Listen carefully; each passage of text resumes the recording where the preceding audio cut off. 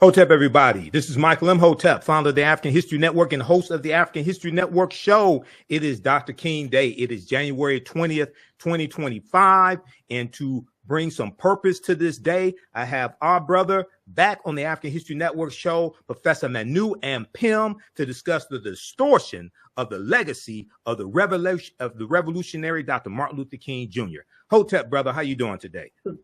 Hotep, my brother, I'm doing great, and I'm in the trenches.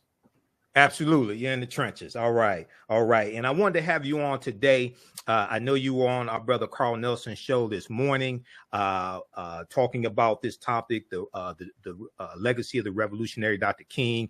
I had you on my Blog Talk Radio show years ago, man. I think that was 2011, discussing this. I was going through my archives, preparing for this interview today, and going over some information, and actually went over some of your notes from your website, manuampim.com as well. So we know that today is Dr. King Day.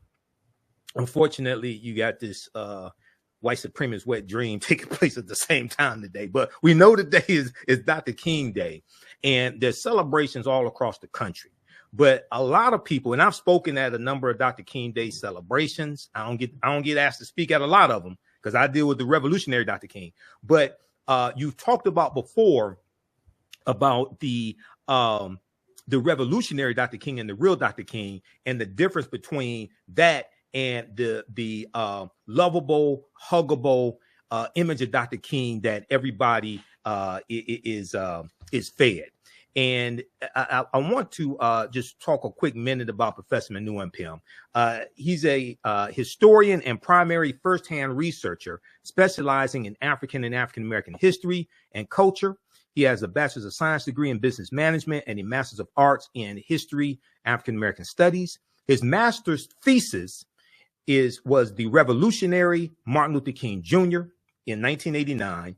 And it's being expanded into a 2-volume work entitled Martin Luther King, The Evolution of a Revolutionary. And he teaches at Contra Costa College in the History Department and Africana Studies Department. So give us your synopsis here of the revolutionary Dr. King, which is probably different than what a lot of people saw today at Dr. King Day celebrations. Yeah, I appreciate that. Well, you know, I've actually started working on the revolutionary Dr. King when I was a grad student at Morgan State University back in the 80s. And I decided to do my work on King as a revolutionary because I was really stunned and shocked when I heard some speeches by King. I thought that was somebody else because how radical he was. And I began to read material that was stunning. And I recognized, I said, damn, he's been completely distorted. So my work on the revolutionary King is really, it's a lot of work, but what's easy or simple, I would say simple about it, is that he is the roadmap. He presents the guideline, because King himself presents a clear view and clear vision of exactly what their work was about to overturn the system of white supremacy and the Jim Crow system of racial segregation and the goals moving forward. So my work was really to help give King voice by looking at his sermons as a minister, the press conferences, the interviews, the articles and essays, the 5 books that he wrote. I spent tons of hours in the archives in the King Center in Atlanta, the Muger Collection at Boston University, and I spent hundreds of hours, literally hundreds of hours at the FBI headquarters in D.C. And what emerged is a man that, as the FBI said, was a pronounced threat to the U.S. government. They saw King, the FBI did under J. Edgar Hoover and William Sullivan, as the most dangerous black man in America.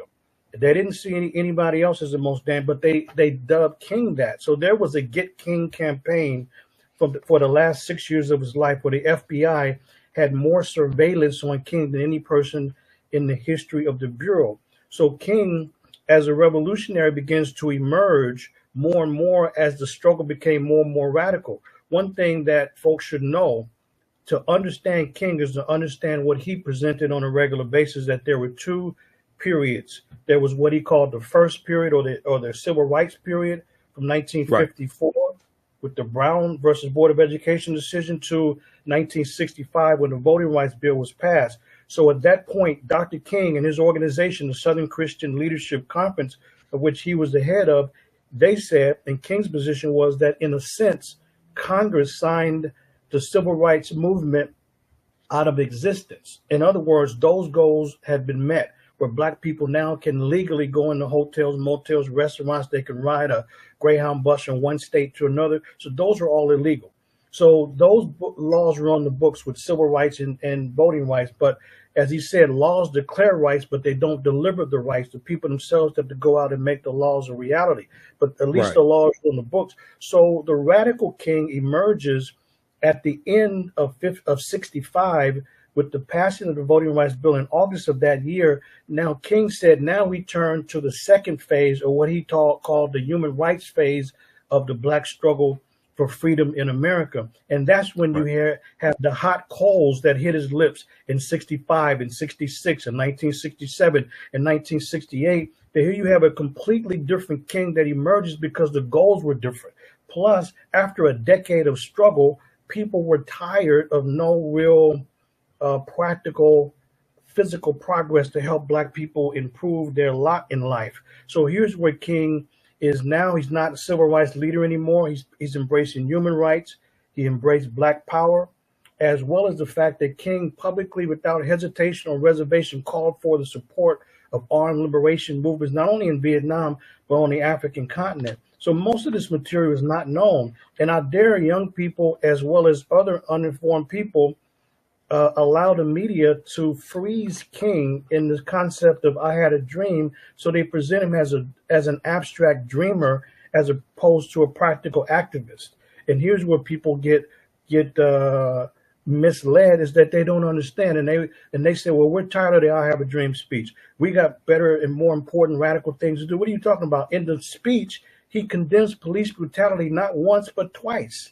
You have people that never even heard the 16-minute speech. And so, Brother Michael, I have an assignment for the public as well as my classes at Contra Costa College, and that is find the I have a dream speech.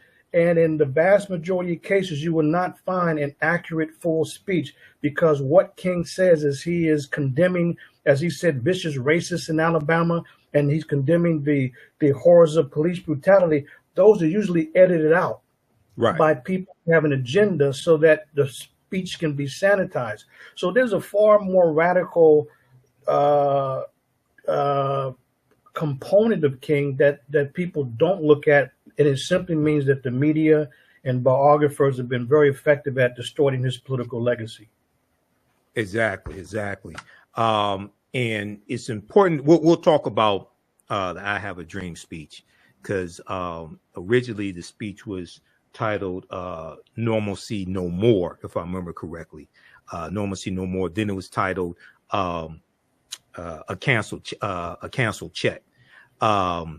And we know in the speech he talks about the Emancipation Proclamation and how 100 years prior, African Americans were given a promissory note. And when we go to the bank to deposit that promissory note, it was marked insufficient funds. And one of the things he was doing in the speech was talking about holding America accountable for the promises that they made to African Americans.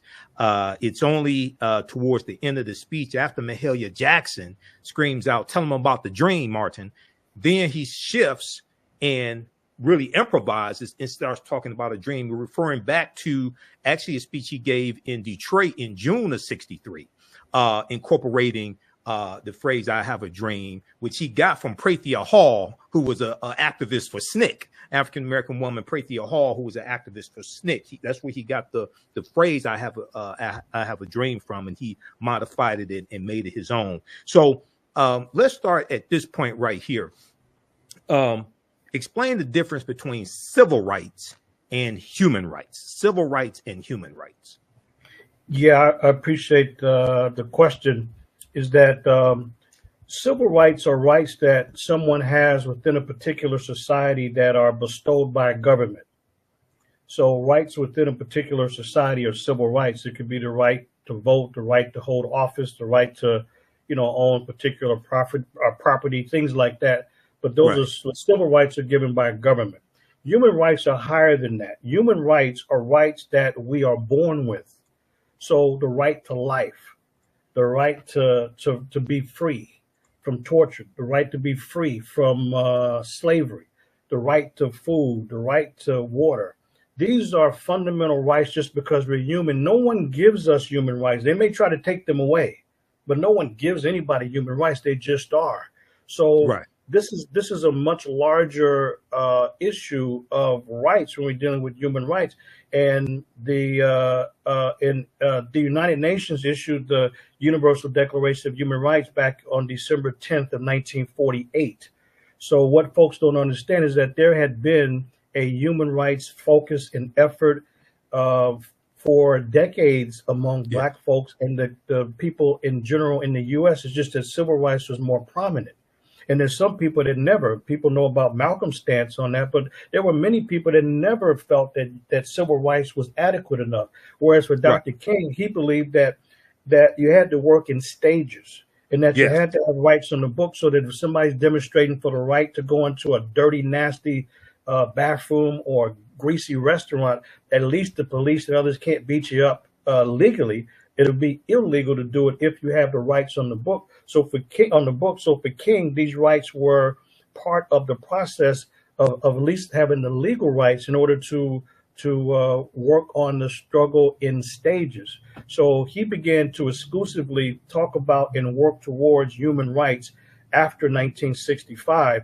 So he's not a civil rights leader in the second phase. So someone who describes him as that has really distorted Dr. King's political work. So when people are talking about Martin Luther King Day and living the dream, what dream? He ain't talking about no dream. He's a practical activist. You know what I mean? And so the issue is that because people have not read his works, they don't even know what his plan is. I was listening to the radio for a while today, and I heard a lot of rhetoric. People out at rallies and demonstrations today, and they are all over the place.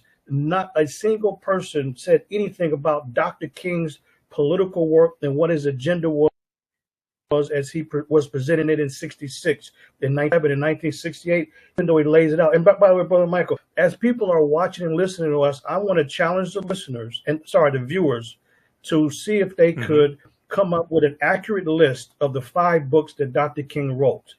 Not books about him, but books that he wrote. 5 books. It's very difficult to do because he's the most misrepresented and misunderstood figure in U.S. history. And by the way, on the I Have a Dream speech, just one other thing. This is during the civil rights era, and we know about the inauguration today and all of that. People should understand, because I heard a college president say just recently he praised John F. Kennedy at the King event. And I said, well, first of all, Dr. King did not trust John F. Kennedy or Robert Kennedy. He said these are politicians who would not do anything unless it helps their political career. And neither did John Lewis. Because John Lewis was going to call him out. He was going to have a scathing rebuke of John F. Kennedy. Go ahead. He had to tone it back. And so the thing is that if John F. Kennedy was such a great civil rights president, well, guess what? He was embarrassed by the greatest demonstration for civil rights in the history of the country back at the March on Washington back in August of 1968. John F. Kennedy was embarrassed and even tried to stop the march. Yeah, he tried to stop the march. So he was no civil rights president, but that's the phase that was, that's one of the events in that civil rights phase, and it embarrassed the Kennedy administration. It eventually helped to lead to the legislation, but not only that march, but just after the so-called I Have a Dream speech. By the way, it's a 16-minute speech. The first 12 minutes, he's there to, as he said, dramatize a shameful condition. So as he exposes American hypocrisy, that's what the goal was, and to stand up for Black manhood and Black womanhood. And so he said, as a leader, but despite these problems, I still have a dream that one day. So he's just painting a vision so that the people would not leave on a down note. As a leader, you have to give people something to do. And all he did in that last 3.5 minutes or so was try to inspire people to go out and act. And that's all it was. But what the media does, they skip the first 12 minutes and they lead right to the dream part. But I flipped the script. When I'm airing the speech, I play the first 12 minutes and I cut it there, because that's what he was there to present. So civil rights has its place, but it is not the entire goal. And the government knew that, and so did Dr. King. And that's why he's been frozen in that civil rights period. But the human rights work of Dr. King is, even today, is largely unknown by most people in the public, and that is by design. Absolutely, absolutely. Keep people ignorant, and it's the same thing with the I've been to the mountaintop speech. With they played the last 2 or 3 minutes talking about getting to the mountaintop. They skipped the part where he talks about economic empowerment, and he talks about boycotting white-owned businesses that mistreat us. They skip over all of that. They skip the part where he tells he's speaking to people in Memphis, Tennessee during the sanitation worker strike, and he tells them to tell their friends to boycott Coca-Cola, Wonder Bread, Seal Test milk, and Heart's bread. Heart's bread, I think it was. He tells them to go out and boycott these white corporations. They skip over all that and get to the mountaintop. Okay, and that speech was about 45 minutes. Okay, it's on YouTube. People need to go listen to the whole speech. But because you mentioned the "I Have a Dream" speech, and there was a good article that I'm gonna pull up this article that dealt with the history behind the "I Have a Dream" speech, because it talked about how in none of the drafts of the speech did the phrase "I have a dream" exist.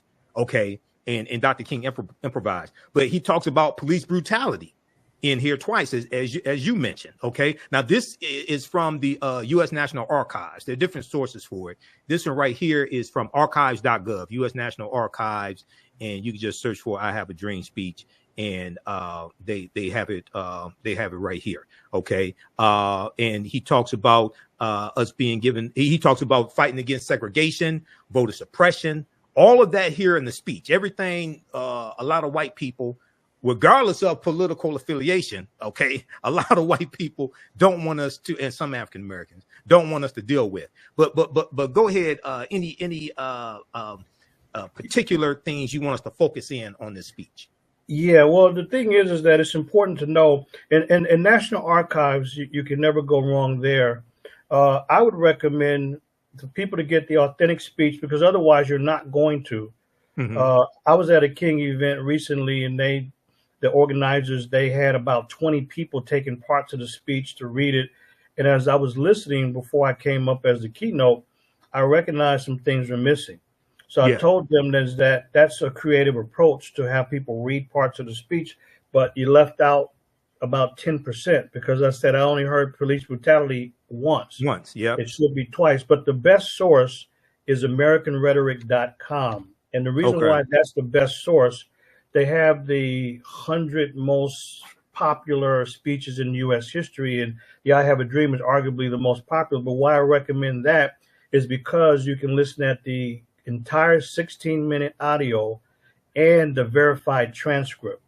So you can actually do both, and that's why it's important, because I've seen a lot of websites and they mix and mingle things. And here you got a popular speech and it's distorted. But it's really important to know that King is there to, as they said, dramatize a shameful condition, and they were there for freedom and jobs, and not to talk about an abstract dream. But here's how the mainstream media, biographers, some civil rights leaders, and even family members, even family members have been a part of this misrepresentation, and Pulitzer Prize winning biographers. And that is, it's like this. When I was in Baltimore a while back, when I was working on my revolutionary Martin Luther King work, there was a elementary school teacher. He was on the radio. He said that the 3rd grade class had to draw a picture of Dr. King as they saw him. So a young girl drew a picture of Dr. King lying in bed. So the teacher said, "Baby, well, why did you draw a picture of him lying in bed?" She said, "Well, he had a dream, so I figured that he must have been asleep, you know." And I said, "You know what? There it is. That's exactly it." So the young girl captured exactly what the propaganda is meant to do, is to present him as an abstract dreamer. But the month after he talked about that dream in D.C., started to talk about the American nightmare. So he said, my dream turned into a nightmare when 4 little girls were bombed at the 16th Street Baptist Church in Birmingham. My dream turned into a nightmare where bombs are dropped on communities in Vietnam. So we begin to talk about that nightmare very frequently. In fact, his last sermon was unfulfilled dreams. So folks have to, and not only that, he said the dreams were not deferred, as Langston used to say. He said these dreams were repudiated by a vicious racist system. So it's a lot of things we need to know about the speech, but the main thing is folks should listen and should read it and know that as public as the speech is, the distortion of it is great. So if that could be distorted, the question is, what else don't we know about King that's not so well known? And that's the other part of the distortions that take place. And this is one of the big concerns I had when I started to go to the archives and look at his material and do the interviews with some of the leading activists at the time to get their perspective on how King was distorted. So not only is that speech distorted, but the whole process of him being supposedly weak. What are these cats talking about? Exactly. King represented strength. He represented manhood. And young folks in particular, I've heard some of the most strange things, that they don't want to deal with King because he just, he wasn't tough enough or something crazy like that. And people want to go out and live the dream, but they cannot define what is the dream. What is King's plan? So again, he lays his plan out. So I say to those viewers, what are the 5 books? We want you to put those, because if you can name the books, you're on the right track. And it's going to be very hard to do that, by the way. Very difficult. Exactly. Well, I have 2 of them here. This is his last book. Where do we go from here? Chaos or Community, 1967. Crucial book. Chapter 2, he talks about the Black Power movement. You dealt with this before. From your website, manuampim.com. Dr. Martin Luther King Jr. supported Black Power. This essay you did, I printed this up January 20th, 2011. I printed this up January 20th, 2011. Okay. This right now, here. That's work. That's work from the 1980s. Yeah, yes. From 1989. Yep, from your master's thesis, 1989, the revolutionary Martin Luther King Jr. But because I interviewed you around that time, so I printed this up and I share this with people as well, because he is one of the most misunderstood leaders of African Americans. So let's do this here. I want to go to okay, so we talked about civil rights versus human rights. We've talked about the I Have a Dream speech as well, and it was it was later called I Have a Dream. It's going to be called a canceled check, because in the speech he talks about African Americans being given a promissory note, and then we went to the bank to deposit it, is marked insufficient funds. Okay, now let's see. You talked about Dr. King publicly called for the support of armed liberation struggles in Africa, Asia, and Latin America in numerous speeches, interviews, and writings. Give us some examples of this, because once again, at Dr. King Day celebrations, this is something that they're not going to talk about. Yes. Okay. Yes. Okay. So let's put that in context. One of the things that is not known by folks is that they think that Dr. King was a pacifist. Now, that word was being used pretty frequently. He even used it. But King was not a pacifist, nor was Gandhi a pacifist. A pacifist is somebody that embraces nonviolence as a way of life. It's a principle. Whereas for King, it was more tactical. For Gandhi, it was more tactical. Mahatma Gandhi, for example, he participated in 3 armed conflicts. And not only that, he continued to argue for training in arms to those that didn't believe in nonviolence.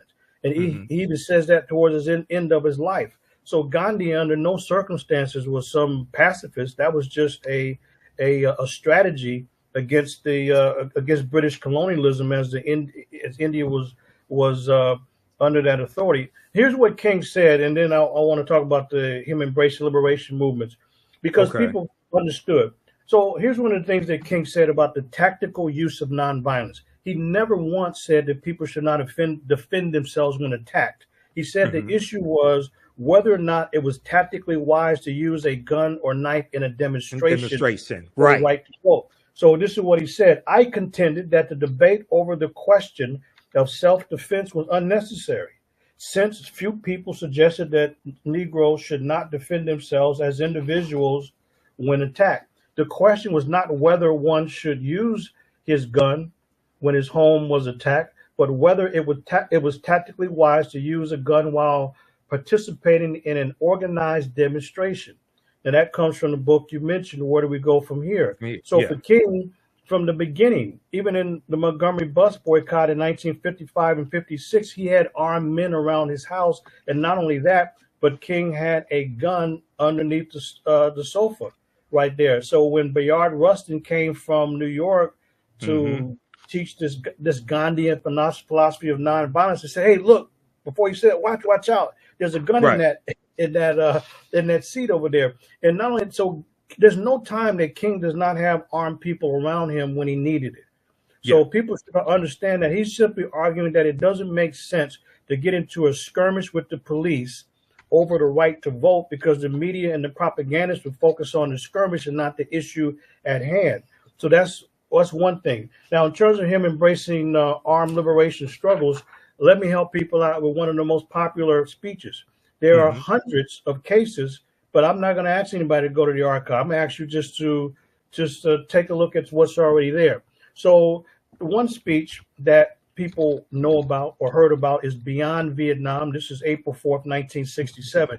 Now, some people change the title. It's not Why I Oppose the War in Vietnam. That's a different speech. Why I Oppose the War. That's April 30th. We're talking April 4th. So King said that these are revolutionary times. All over the globe, men are revolting against old systems of exploitation and oppression, and out of the wombs of a frail world, new systems of justice and equality are being born. The shirtless and barefoot people of the world are rising up as never before. We in the West must support these revolutions. He's talking about revolutions for independence. He didn't say we should support them if they would put their arms down. He's talking about revolutions. He's talking about in Vietnam. He's talking about in Mozambique and Angola and South Africa. He's talking about in Zimbabwe, Morocco, Tunisia, Algeria. Look at all of these countries, how they gained their independence through armed struggle. So King said that they should be supported. He also says this, people need to know about these revolutionary movements. King wrote this: we must be willing to understand why many of the young nations will have to pass through the same extremism, revolution, and aggression that form our history. What is he talking about? He's talking about the American Revolutionary War. This also comes from Where Do We Go From Here? That's the last book that he wrote. He said that they're going to have to go through the same extremism, revolution, and aggression that formed our country. This country became independent as a result of the American Revolutionary War, from 1775 to 1783. So when the Treaty of Paris was signed on September 3rd, 1783, that's what gave birth to the country. And this is what King was referring to. If that's not enough, guess what else he says? He said that either, he's talking about the barefoot and shirtless people, he said either they will have to pass through, that either they share in the blessings of the world, or they organize to break down and overthrow those structures of government which stand in the way of their goals. And Dr. King would always quote John F. Kennedy. He said that those that make peaceful revolution impossible will make violent revolution inevitable. Right. If folks need more, Dr. King, you should read what he had to say, A Testament of Hope. That's the last interview he gave that came out posthumously in 1969, the very next year. He said he was very happy that people were going through this kind of aggression to become independent. He's not condemning them because of their methods. He is applauding the people. Not only that, Dr. King was a prominent member of the American Negro Leadership Conference on Africa that called for the support, unconditional support of these revolutionary movements on the African continent. If you need more, King was also a prominent member of the American Committee on Africa that said every support should be given to these nations that are fighting to become independent. And King said to the LA Times, he said during the Vietnam War, he said he would have, he uses the word pacifism. It's kind of a little misleading, but he said he would have given up his pacifism to fight against Hitler in the 1940s because Hitler was such a menace. That is not somebody who's a pacifist. Here's a man who was very practical in the use of arms. By the way, King believed that nonviolence was, in the U.S., he favored that as a method of freedom, but he was not wedded to that. He consistently said he's not wedded to it.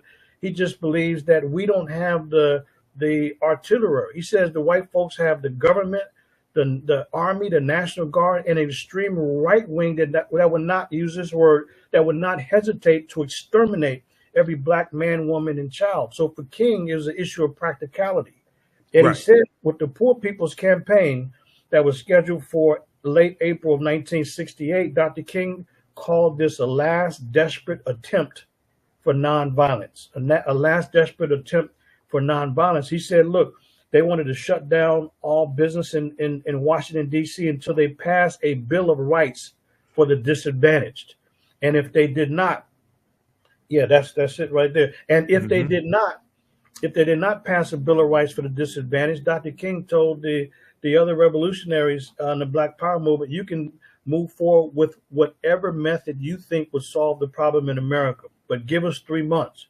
They wanted to shut down all vehicular traffic, so no cars would be going into D.C. for people to do any business. They would tie up all the phone lines. They would shut down business. King said the whole goal was to shut down D.C. and dislocate cities all around America so it would be no more business as usual. So the whole goal was to dislocate a city without destroying it.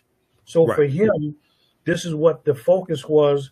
And he said, if this didn't work, he said, you brothers can take over whatever method you think will work.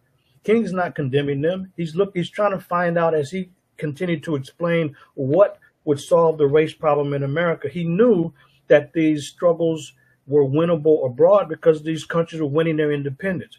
But he said that it was different in America because both the oppressor and the oppressed are both at home. There's nobody to kick out. Whereas in Africa and other places, they can kick out the oppressor. They can kick out the colonizer. The colonizer, exactly. So this is why he looks at things very differently. And there's not one document that King ever says something even halfway negative about those that were fighting for their liberation through armed struggle. In fact, his biggest file, the biggest file in the King archives, the biggest file is his file on Africa. What's in his file? Articles on African liberation struggles, letters to and from actual revolutionaries as he kept close to them, Tom and Boyer, people in the Mau Mau Rebellion and Zimbabwe and South Africa. Why is he corresponding with them? Because he said that these are the same struggle, the struggles in Africa and the struggle in the U.S. He said this is the same struggle.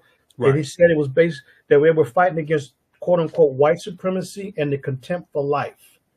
That's where you see King embracing these revolutionary movements. And this is why the government was very concerned and that's why they thought King was phony in talking nonviolence to the public, but then embracing revolutionary movements in Africa, Asia, and Latin America.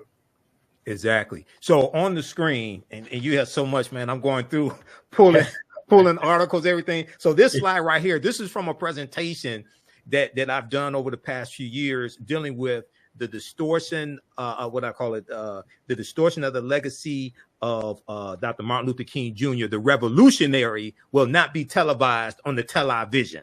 That's a presentation I've been doing for years where I get deep into this history. And I did that presentation once at the Charles H. Wright Museum of African American History, and they never asked me to come back and speak again. It was on the Dr. King Day. Because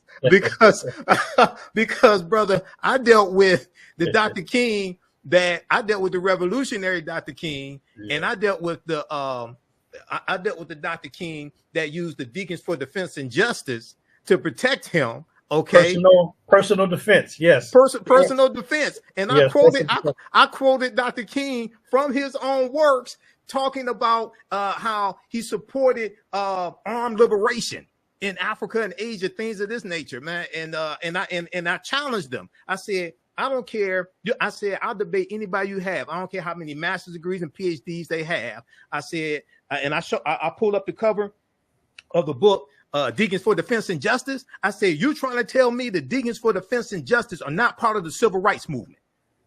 I dared them. I pulled up the book, this nonviolent stuff will get you killed, how guns made the civil rights movement possible, by Professor Charles E. Cobb Jr. We're going to come to that in a minute because there's an excerpt from that I want to show to show people to back up what you were saying. I said, you trying to tell me that they're not part of the civil rights movement?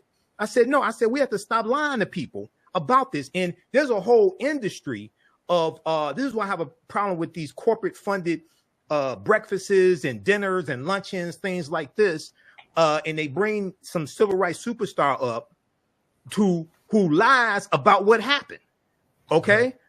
Okay. So let's look at this quote here. This is from his last book, Where Do We Go From Here? Chaos or Community? And I think you mentioned this. Let me see. Hold on. Let's go to the screen share right here. Okay. This deals with Dr. King's stance on nonviolence and how he adopted it as a tactic, but not a way of life. As a tactic, but not a way of life. All right, hold on just a second here. I'm going to go back to this. And while you're doing that, the reason go ahead. Yeah, and the reason why this is suppressed is because of the fact that those that control the narrative, they want people to be in a straitjacket in how they can respond. And the bottom line is that there was different ways to respond. King said he didn't know what would solve the problem. He just engaged in the truth searching process, and that the better approach, because we have to be realistic about the bloodshed and so forth, but the better approach would be if we can solve the problem through nonviolence. He never felt that was going to solve all of the problems, because he recognized that we're dealing with, as he said, the vicious white supremacists in America who would not hesitate to exterminate black folks. So King understood how vicious they were, and that certain methods could only be a tactic. And this is why he embraces the revolutionary movements abroad using weapons and arms. I mentioned all of the countries. Take a look at the Mau Mau. Why is he in association with the Mau Mau? Because these were winnable struggles. King was a minister, and he was concerned about the least of these, or the people that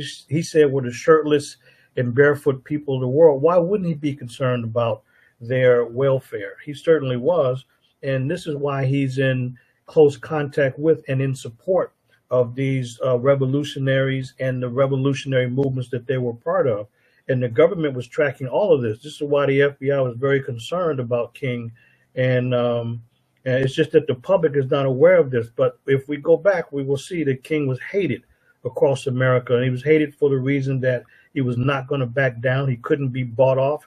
They couldn't get him out of the street. They couldn't just get him to be on the lecture circuit to talk about rights as opposed to fighting for them. And this was a big concern to the government. And they had no choice but to take King out of his lobby, because he's like a vicious and a powerful lion that you're not going to move him away from his mission. And that's part of the concern that the government had to set him up for his assassination in 1968. Exactly. Okay. Looking at this now, this is a slide from my presentation I've done over the years. This deals with Dr. King, nonviolence as a tactic, not a way of life. This comes from page 27 of his last book, Where Do We Go From Here? Chaos or Community, 1967. He said, I contend that the debate over the question of self-defense was unnecessary, since few people suggested that Negroes should not defend themselves as individuals when attacked. The question was not whether one should use his gun when his home was attacked, but whether it was tactically wise to use a gun while participating in an organized demonstration. He goes on to say, now this is from Why I Oppose the Vietnam War, April 30th, 1967.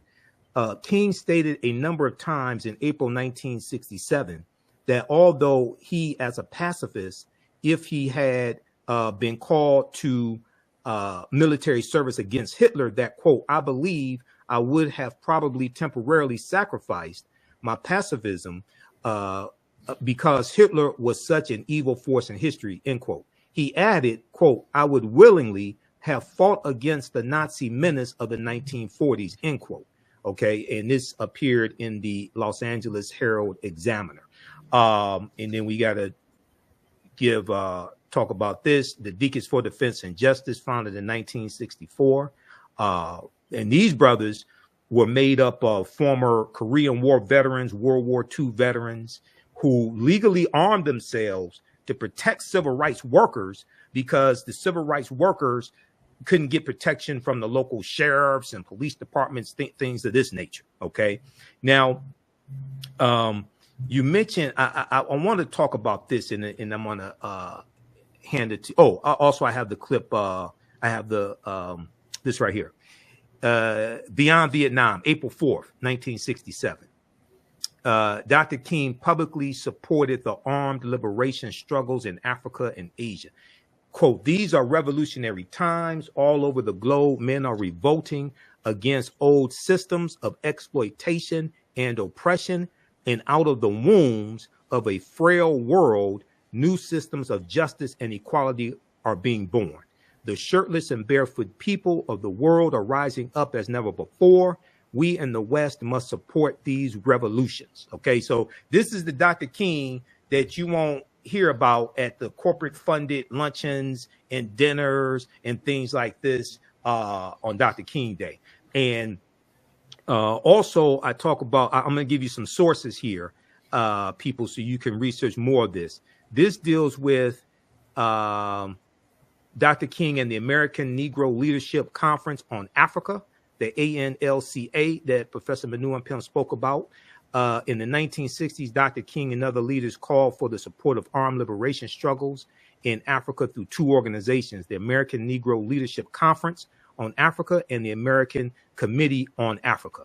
For example, Dr. King was a leading figure in the ANLCA. You never hear about this except from Professor Manu and Ampim, which was formed in 1962 to address the important issue of African Americans assuming a greater responsibility for the formation of U.S. policy in sub-Saharan Africa.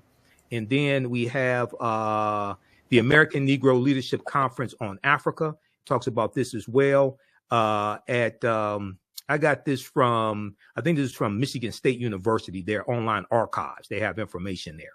Go ahead and comment on this, brother. Then this came from africanactivist.msu.edu, Michigan State University. Go ahead and comment on this, brother. Then I want to talk about this nonviolent stuff to get you killed, the book by Professor Charles E. Cobb Jr. for a minute. Yeah, there's quite a lot. What I did was I put some of this online, but I have the original documents from the conferences in 62, 64, 1967, and these were public statements. These were policy statements that were being made, and King helped frame and form these statements. So what Brother Michael's reading is some of the statements, but the American Negro Leadership Conference on Africa, which King was a founding member, for him, what they were focused on doing was shaping U.S. foreign policy in Africa. And their whole goal was to take positions in support of these revolutionary movements. And that's why I mentioned Angola, Mozambique, Morocco, Tunisia, Algeria, and they make these statements to support these revolutionaries who had become, and they said that every support, this is what every support should be given to them, and that they say in the statements that we rejoice with those African countries that have joined the community of free nations. Yes. They didn't say we rejoice, but we really are not happy that they use armed struggle. No, not at all. We rejoice with them. And so if King was somebody who had an issue with it, he would have left the organization. He would have left the American Negro Leadership Conference on Africa, but quite to the contrary. They had public conferences with public policy statements that he helped write and form. And not only that, but the American Committee on Africa, George Hauser was the leader of that organization. George Hauser did the fact-finding work and research in Africa. And when Hauser came back, and who was he meeting with? King and others to help form the American Committee on Africa's statement. And they too called for the support of these revolutionary movements. So this is why people have to understand that in 66, in 67, and 68, when the hot coals hit Dr. King's lips, now he's criticizing everybody, including the U.S. government. So King would often say that the bombs that are being dropped abroad, they explode at home. You know, he says that regarding Vietnam, but he also is referring to these revolutionary movements in Africa. And you know what's really amazing in terms of people not knowing this? This is by design. The first author, the biographer to win a Pulitzer Prize on Dr. King was none other than David Garrow. He wrote Bearing the Cross. The problem is Bearing the Cross, he wrote his autobiography, right? He did. His biography. He wrote the biography. So David Garrow writes an 800-page book on King. And the problem is you had actual activists in the 60s and the 50s who embraced David Garrow as the, quote, expert on King.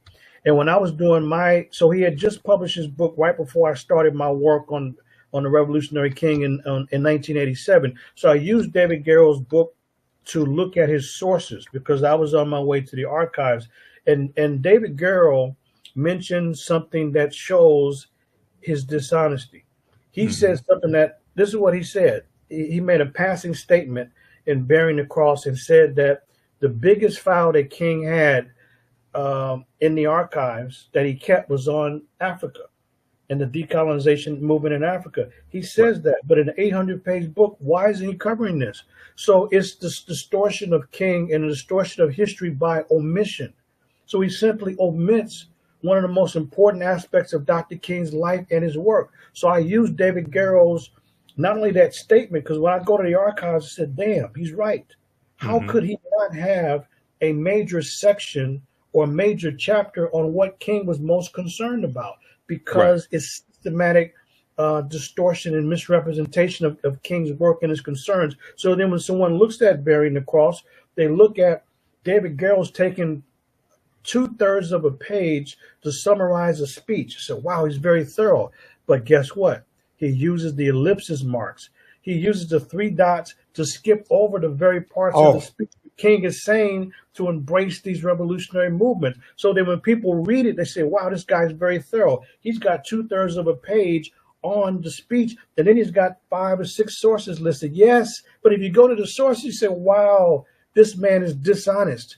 And so, in other words, in this thorough book, he is deliberately omitting the very things that blows up his whole premise about King and this nonviolent tradition. So this is why people don't know about the American Committee on Africa or the American Negro Leadership Conference on Africa and their numerous statements beginning in 1962. So, you know, you showed a couple of them, but I just put just a couple of those online. There's a long list of this that you get from the archives that David Garrow has to have, but he refused to write about because he too was about distorting King. And by the way, Brother Michael, in 2027, brother, we got the end of 2026, we got to come back because in 2 years, the assassination records on King that was in the assassination select committee hearing in 1977, those records were very sensitive from the FBI, the Federal Bureau of Investigation. So they were put in the National Archives for 50 years. So they're there for 2 generations. They're not going to come out until they're scheduled to come out around January 30th or so, 2027. 2027, okay. Yeah, January 2027. And it will be a smear campaign of Dr. King like we've not seen before. So David Garrow's already given, the same guy that wrote the biography, he's given us a preview. The FBI that hated Dr. King tried to break up his family, tried to get him to commit suicide, and they leaked some phony documents out there. And David Garrow, the King biographer, then wrote an article talking about he said the troubling legacy of Martin Luther King, and David Garrell was condemned by many historians, activists, and writers because of the fact that why would this man come out and try to destroy Dr. King's character from some shaky, shady, unverified sources within the FBI? Anybody that goes to the FBI headquarters like I did knows that these people are prone to errors. They make lots of spelling errors, names are wrong, information is suspect and shady, is very well known. Even David Garrell knows that. He said that one thing he knows by going to the archives, you cannot rely just on the FBI records, because you have people that have an agenda. These people are sloppy. They are semi-professional at best, and you cannot trust them because they have a motive and an agenda. David Garrell says that, but yet he engages in the slandering of Dr. King's character without even seeing the documents. What he's talking about is racist, anti-King FBI officials who are summarizing what they claim to be some tape. How do we know? We don't know. These people lied about a whole lot of different things. So we got to be prepared, because in 2027, it will be one of the greatest slanderous attacks on Dr. King. And we got the preview in 2019. I said all of that to say, this is why, brother, the public does not know about this, because of scoundrels. And I did say that, yes, like David Garrell, who would make money and fame based on misrepresenting the struggle of Black people. And it's the problem, I blame Black people for promoting David Garrell and then later Taylor Branch, another Pulitzer Prize-winning white male author. And why would you promote these white guys that never were involved with any struggle? Now, well, Professor, I thought we read everybody. We do, but guess what? We need to look at their angle and their motives. Taylor Branch said that he never met Dr. King because of disinterest. What are you talking about? The SCLC headquarters was in Atlanta. That's where King and his colleagues operated from. Taylor Branch lived in Atlanta. Why didn't he meet them? He said because of disinterest. You have people being brutalized by a vicious white supremacist system. Black people have to fight, struggle, shed blood, and die to go into a dirty restaurant or restroom or be able to have any kind of semblance of rights. And this man was disinterested. But when the coast was clear, when the rights are gained, suddenly he comes out as the big time expert, making tons of money with fame and notoriety. And now people go to Taylor Branch and or David Garrell as the so-called experts. Are you kidding me? And you got Black folks that made contributions during that were there. Yes, that were there and participated, that advocate, that they give up their own agency with their own experience to elevate some white guys who've done nothing to give any of that money back to the Black community. They've done nothing to give any of this back to younger historians that can also learn the methods of research. No, they had access because of their whiteness and their ability to get interviews and all of that. And all of a sudden they're going to give us an 800-page book by Garrell and a 1,000-page book, part 1, 1,000-page book by Taylor Branch, and they're being presented as some experts. And let me just say this last thing to show folks how crazy it is. We don't know it because these men suppress it. I mentioned David Garrell suppressing it. Also, you know what? Taylor Branch had just wrote Parting the Waters around 88. And I was working on my master's thesis at the time, 87, 88, and 89. And Taylor Branch was on the radio at Morgan State University. And so I called in. I said, Mr. Branch, I appreciate the information that you shared, but I noticed that you hadn't said anything about Dr. King and the second phase of the Black freedom struggle. He wrote and talked quite a bit about the second phase, the human rights phase. Can you share with us that information? Oh, I'm not familiar with this. The second phase, excuse me, sir. You wrote a 1,000-page book. What do you mean second phase? It's in his sermons. It's in his speeches. It's in his press conferences. It's in his books. It's in the FBI archives. It's in the archives in Mooger Collection in Boston. It's in the archives at the King Center. What are you talking about, sir? Oh, my God, I would, yes, please, if you can give me your number, I'd like to call and discuss this. It is 2025, and I'm still waiting for a phone call from Taylor Branch to discuss this. This man, this is impossible. King lays it out. He lays it out very plainly. So if folks don't know, like, for example, brother, before we move on, I just wanted to say this, just Go so ahead. folks know, his organization, 1965, to show you the shift that Dr. King made. And Southern as he, Christian Leadership Conference. That's what you're talking about? yes, the Southern Christian, yes, That organization? Okay. yes, he was the head. Okay, Mm-hmm. so after the Voting Rights Bill was passed on August 6, 1965, they felt that the civil rights phase was over. Now it's the second phase of true realization of equality and the acquisition of power. That's what the stated goal was of the Southern Christian Leadership Conference. So Dr. King gave speeches like the next stop, the North. They were moving the struggle from the South.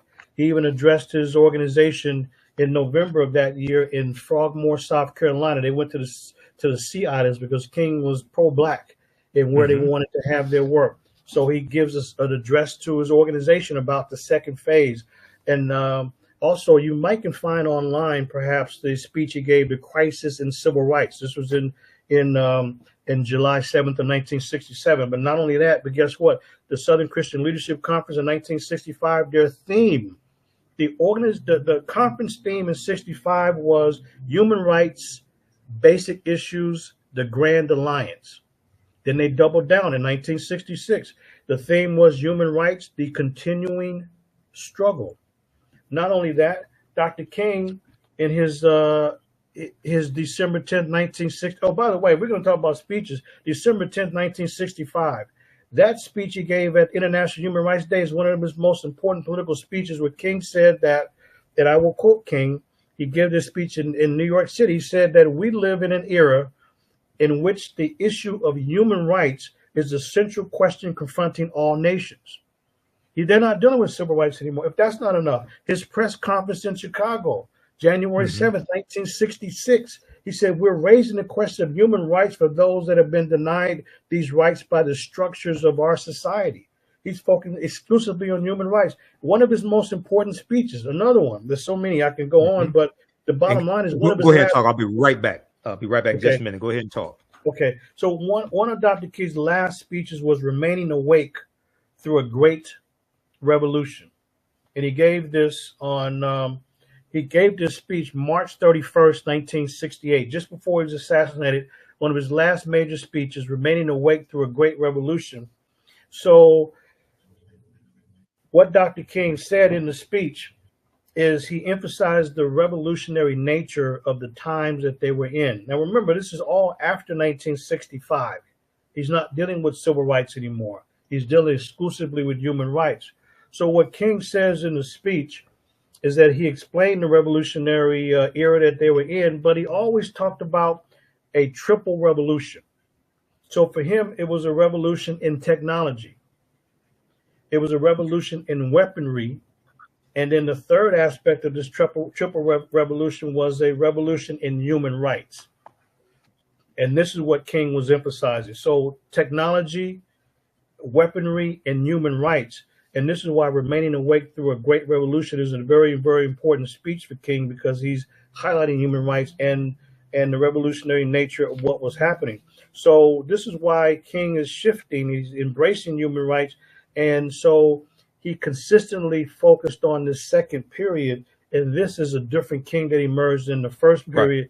Right. And this is what Taylor Branch leaves out. There's no possible way that a man spending any time reading King's materials could miss that. But he knows that the dream sells. Right. And if you start talking about King, the activist, then you're going to ruffle some feathers and the dream is not as palatable. So this is why he's feigning and pretending like oh my God, I would like to get your phone number. As if he don't know. Are you kidding me? And this is everywhere. One source after another. He's talking as a leader how to get people to understand that we've accomplished our goals in the first phase. Now it's the second phase. And he also warned white people. He said there's not going to be any bargain rates. There's not going to be any bargain race in the second period. You're going to have to give up something. He said, in fact, to be able to take down segregation signs, he said that kind of assuaged the guilt of white people. So they didn't look so savage. As he talked about spectacular savages. Oh yeah, he did. Exactly. And white supremacy. Yeah, he did very much so. So human rights and this shifting is something that was very central to Dr. King's work. And so we had, I'm looking at the channel. I don't see anybody that's put in the books yet. But we got one. So that was mentioned by Brother Michael. Yep. So there's 4 other ones. Yep. List the names of the books that Dr. King wrote. Okay. And I'm going to bring up your website here as well so people can check that out also. I have 2 of his books here, but I'm not going to show the other one. But yeah, list the names of the books that Dr. King wrote. Because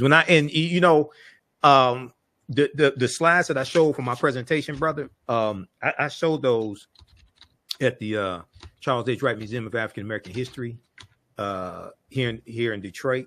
And I do not get asked to speak at a lot of Dr. King Day celebrations. Like, I ain't get asked to speak at any this year because I'm dealing with the revolutionary Dr. King. I'm not dealing with this fictitious Dr. King that people have manufactured to make white people feel comfortable with the oppression of African Americans. I don't do that.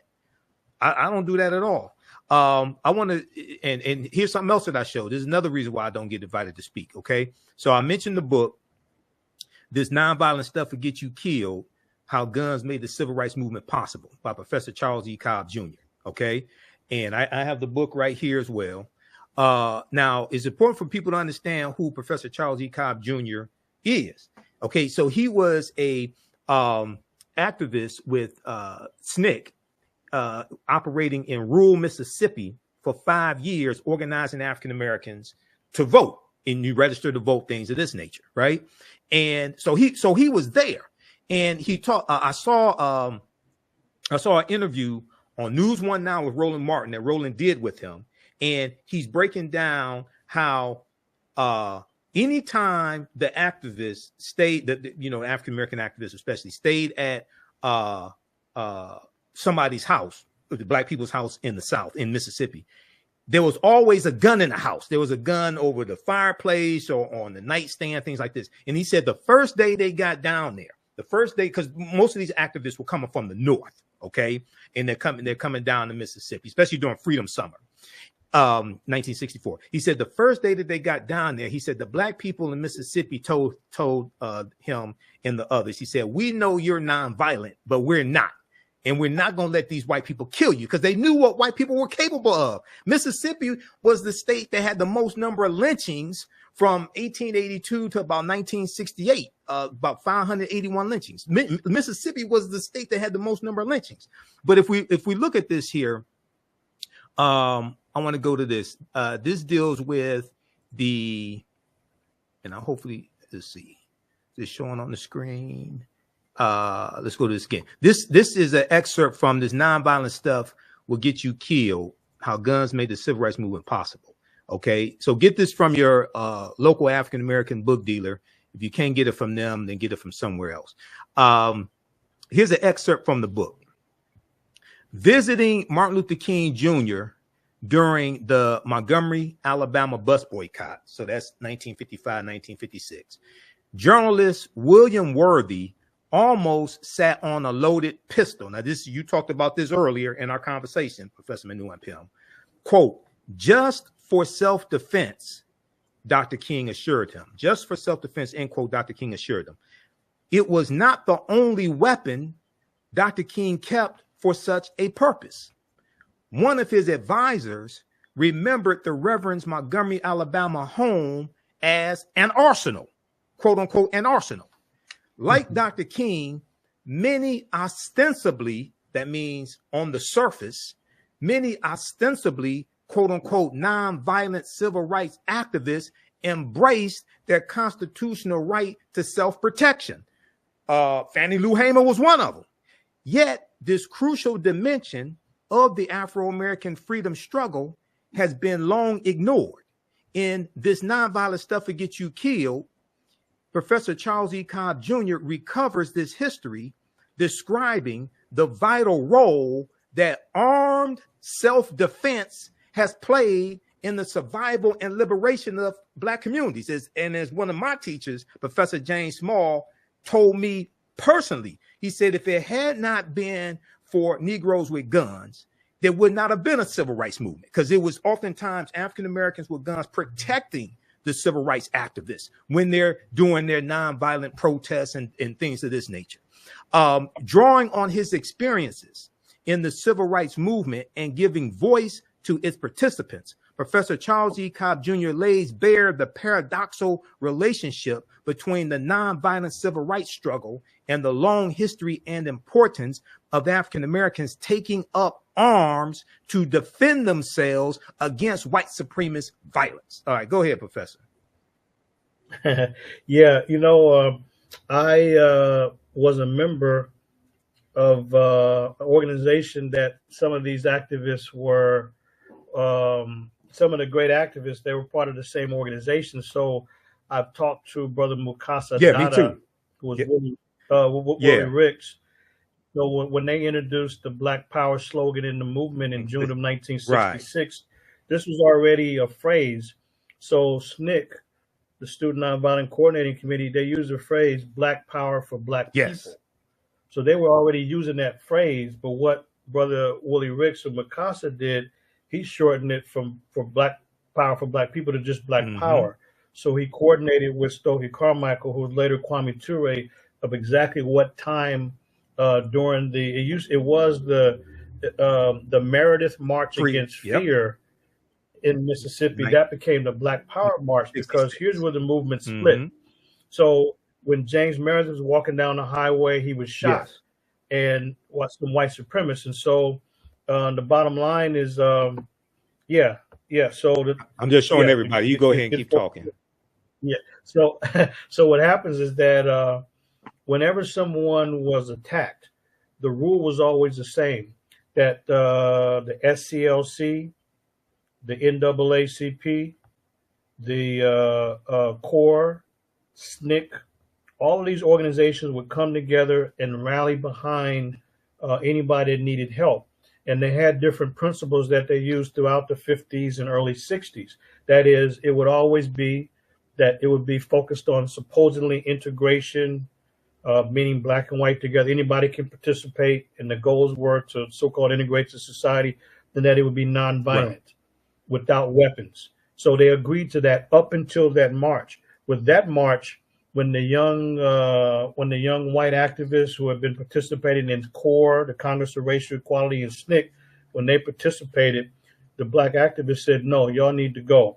This is our struggle. We ain't nonviolent no more. We're gonna carry guns, and this is our struggle." So what started as the James Meredith March Against Fear turned into the Black Power March. It's very important to know that, because that's where the movement split. So when the young activists in CORE and SNCC, when they began to radicalize the struggle and they began to use not black and white together and we shall overcome, no, they changed that. They didn't say we shall overcome, we shall overrun. And, they said shotgun shells, and they had a jingle about that they will be shooting back. So when the movement split, guess who left? John Lewis left. He was not. John Lewis left the very organization that he helped to found, which was SNCC. And so all of the NAACP left, and they left. The NAACP left. The more conservative people in CORE, they left. The more conservative people in SNCC, they left. They stayed in the civil rights era where it was black and white together, everyone focused together on integration, no weapons, no self-defense. That's what their position was. But guess what? The young activists in CORE, the young activists in SNCC, and all of SCLC and Dr. King, guess what? They went left. They moved further and further left with the movement. And so King stayed on the Black Power March. And you can see footage of a reporter. On the one hand, he's interviewing Brother Stokely Carmichael, who was head of SNCC at the time. What do you think about the use of weapons and with a lot of the white students and white activists not being able to participate anymore? Why are you using the word Black Power, the phrase Black Power? So Brother Kwame was Stokely Carmichael. He's giving his statements. Then the reporter would then turn to Dr. King. Well, Dr. King, what do you think about that? Right. So as they were walking down the highway, they are having an ideological discussion. And you can see that King did not favor the term Black Power because it sounded too much like white power. He favored Black consciousness or Black equality. But guess what? Days later, on the same march, you have Dr. King talking about, guess what? Black Power. He began to use but his criticism was that Black Power should not just be used as a slogan. Right. And that's it. Right. He wanted it to be a plan and program. And that's why King used his maturity. He used his insight to challenge the young activists to not just use a slogan, but to make it real and relevant.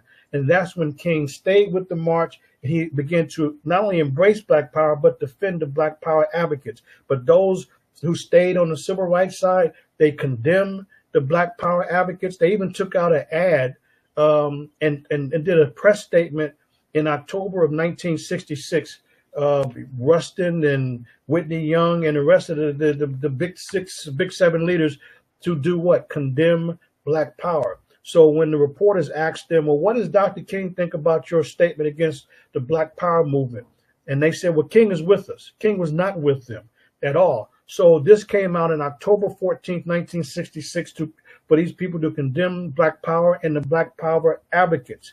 And King agonized over this. You know what Dr. King said? He was upset that they tried to bring him into their anti-Black Power position. So King was talking with his advisors. He said, how can I have any credibility being among these? And he called them Mickey Mouse Negroes because he didn't respect them. He didn't respect them. So on October 17th, 3 days later in 1966, Dr. King took out an ad in the New York Times to, as it said, clarify his own position, that he does not condemn Black Power. He said that this is something that emerged out of real concrete issues and conditions in racist America.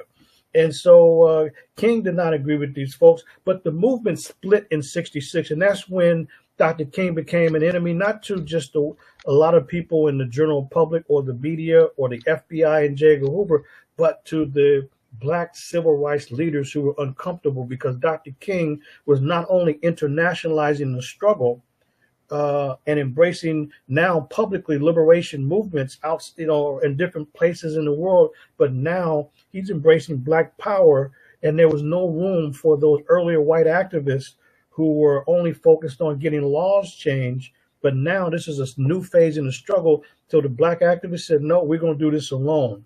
And the bottom line is, you're absolutely right. They had their weapons, they had their guns. He said these white folks are vicious.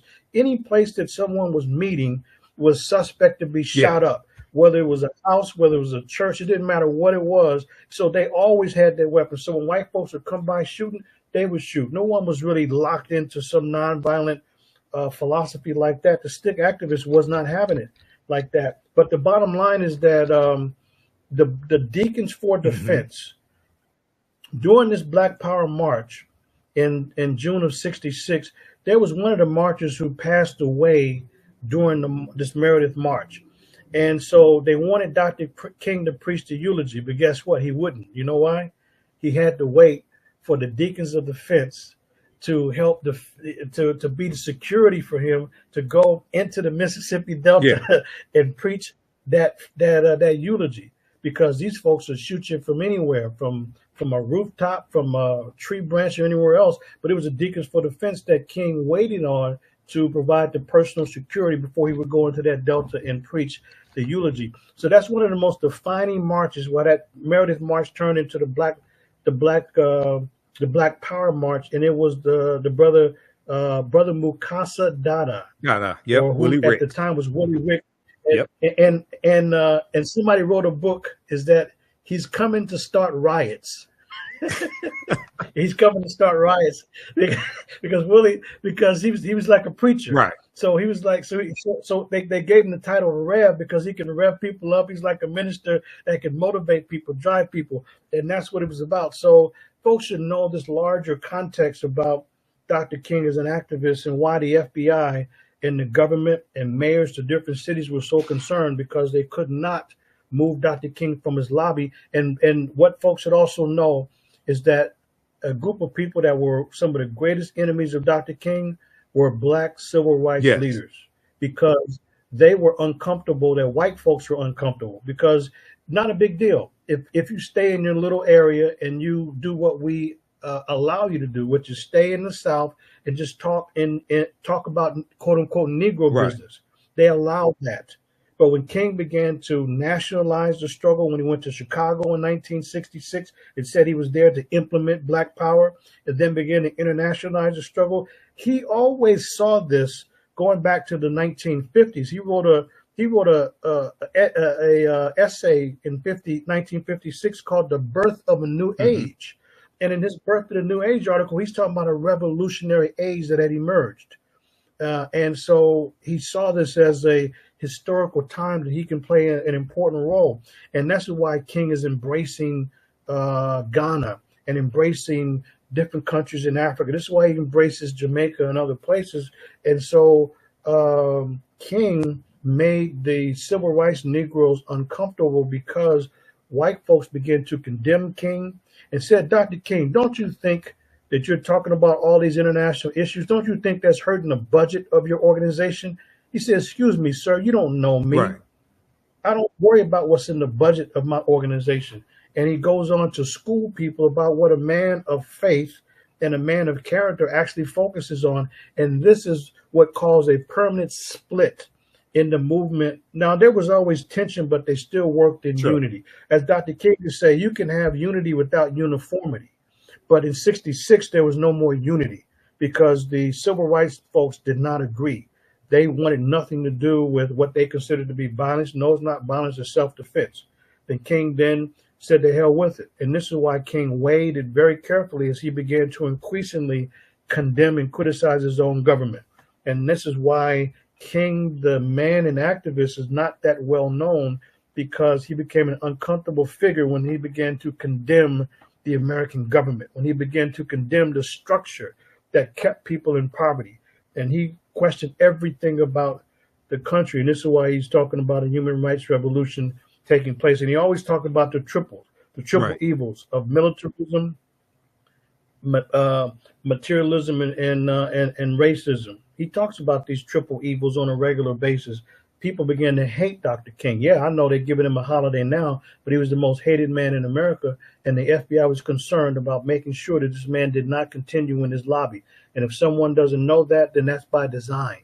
But we have to go to the record. We have to go to the text and look at the actual details. Stop quoting David Garrow and Taylor Branch. And now you got Jacob Ing, these outside white guys, as if they're expert. Look at Jacob Ing's book, King, what does he call it? King, a biography. That book is as plain as possible. I looked through it. I saw, you kidding me? Here you got another major book that leaves out the major things that King was focused on. Right.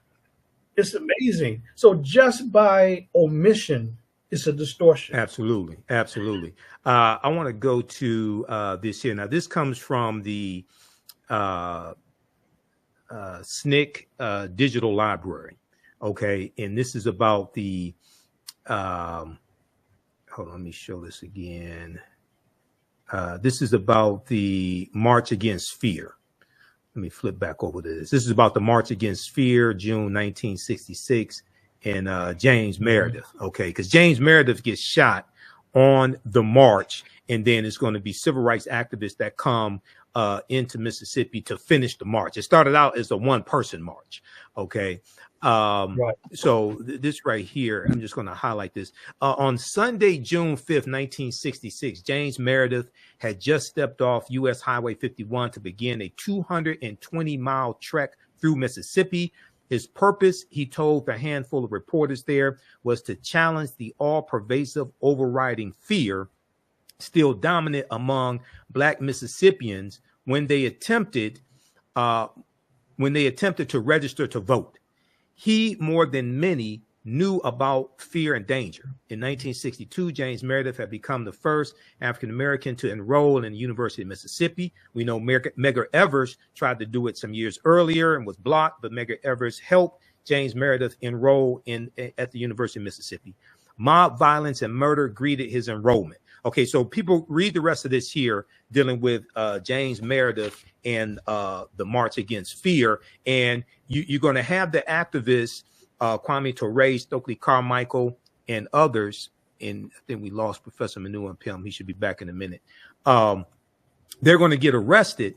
And they when they come out of jail, Kwame Ture gives this speech and he drops the phrase Black Power.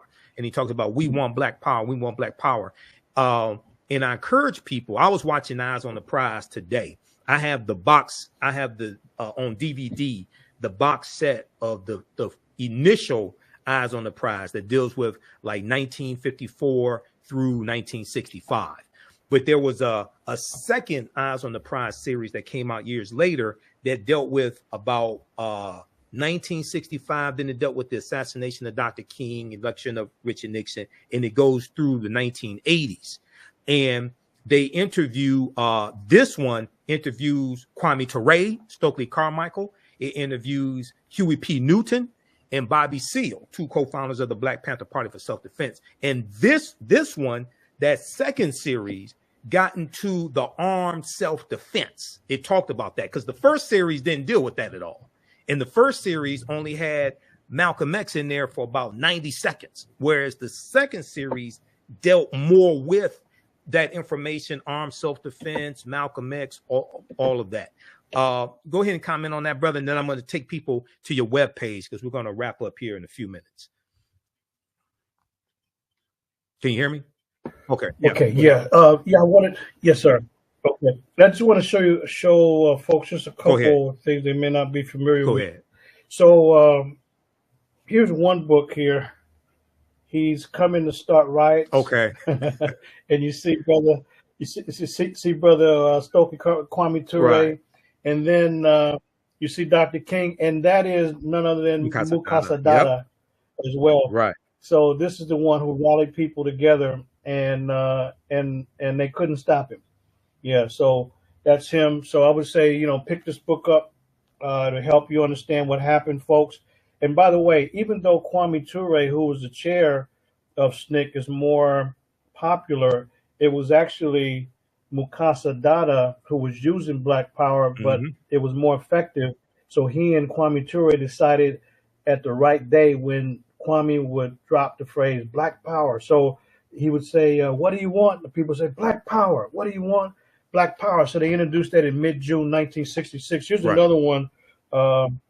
We will shoot back. So there's a lot of sources that really puts this in context. And one thing that folks should know is that you do not see King outside of this because these white folks, these white nationalists were very vicious. And King made sure that he had protection around him and on a regular. Otherwise, he would have been, taken out before that. So those are some sources that we need to know. But yeah, I'm sorry, I missed your main question. Oh, no. I was just saying with the March Against Fear and them dropping the phrase Black Power, which and they, within SNCC, they had already been using the term Black Power, from my understanding. In the second series of Eyes on the Prize, they talk about Willie Rick's Mukasa Dada, and they talk and Kwame Ture talks about how he was already using that phrase on the ground, priming people for it, getting them to understand that concept so that they were ready for it when Kwame Ture dropped it in the speech when he comes out the jail during the March Against Fear. And when he gives that speech and he drops that phrase, and you're going to have a ideology built around it. It wasn't just a phrase. It was an ideology built around it about Black empowerment and being able to control the politics in your community, being able to control the economics in your community. And then you're going to have in October 1966, the Black Panther Party for Self-Defense is founded, and they used the Black Panther symbol from the Lowndes County Freedom Organization. They used that as the symbol of their organization, which was a political party. They ran candidates, things of this nature. So a lot of times people look at the Black Panthers and see the black jackets and the berets and the guns, but don't understand, one, they were a political party, two, the programs that they had, sickle cell anemia and breakfast programs and feeding seniors, and then the educational program, educating people politically. Now, there were some things that probably needed more emphasis on African history and things like this, but they were giving people a lot of information and resources that they did not have. Go ahead. Right. And go ahead. You're right. And this came out of a context where in Alabama, the Lowndes County Freedom Organization They emerged, yes, political party, because in the whole state you had less than 5 black people that could vote at the time in Alabama. Less than 5. It just less than 5. They say 2 or 3. So the Democratic Party, their symbol was the rooster, and the words was Party for White Supremacy. So white supremacy or white power, they say white supremacy. So out of that context, the Lowndes County Freedom Organization chose the Black Panther as a symbol. Right. So that's what influenced the Black Panther Party here in Oakland, California, where Huey Newton and Bobby Seale learned about that, but it was a Lowndes County organization. So it was about power, Black power for Black people. This was the phrase and slogan that SNCC was using before they dropped that line or that call in the movement. And King stayed with the movement.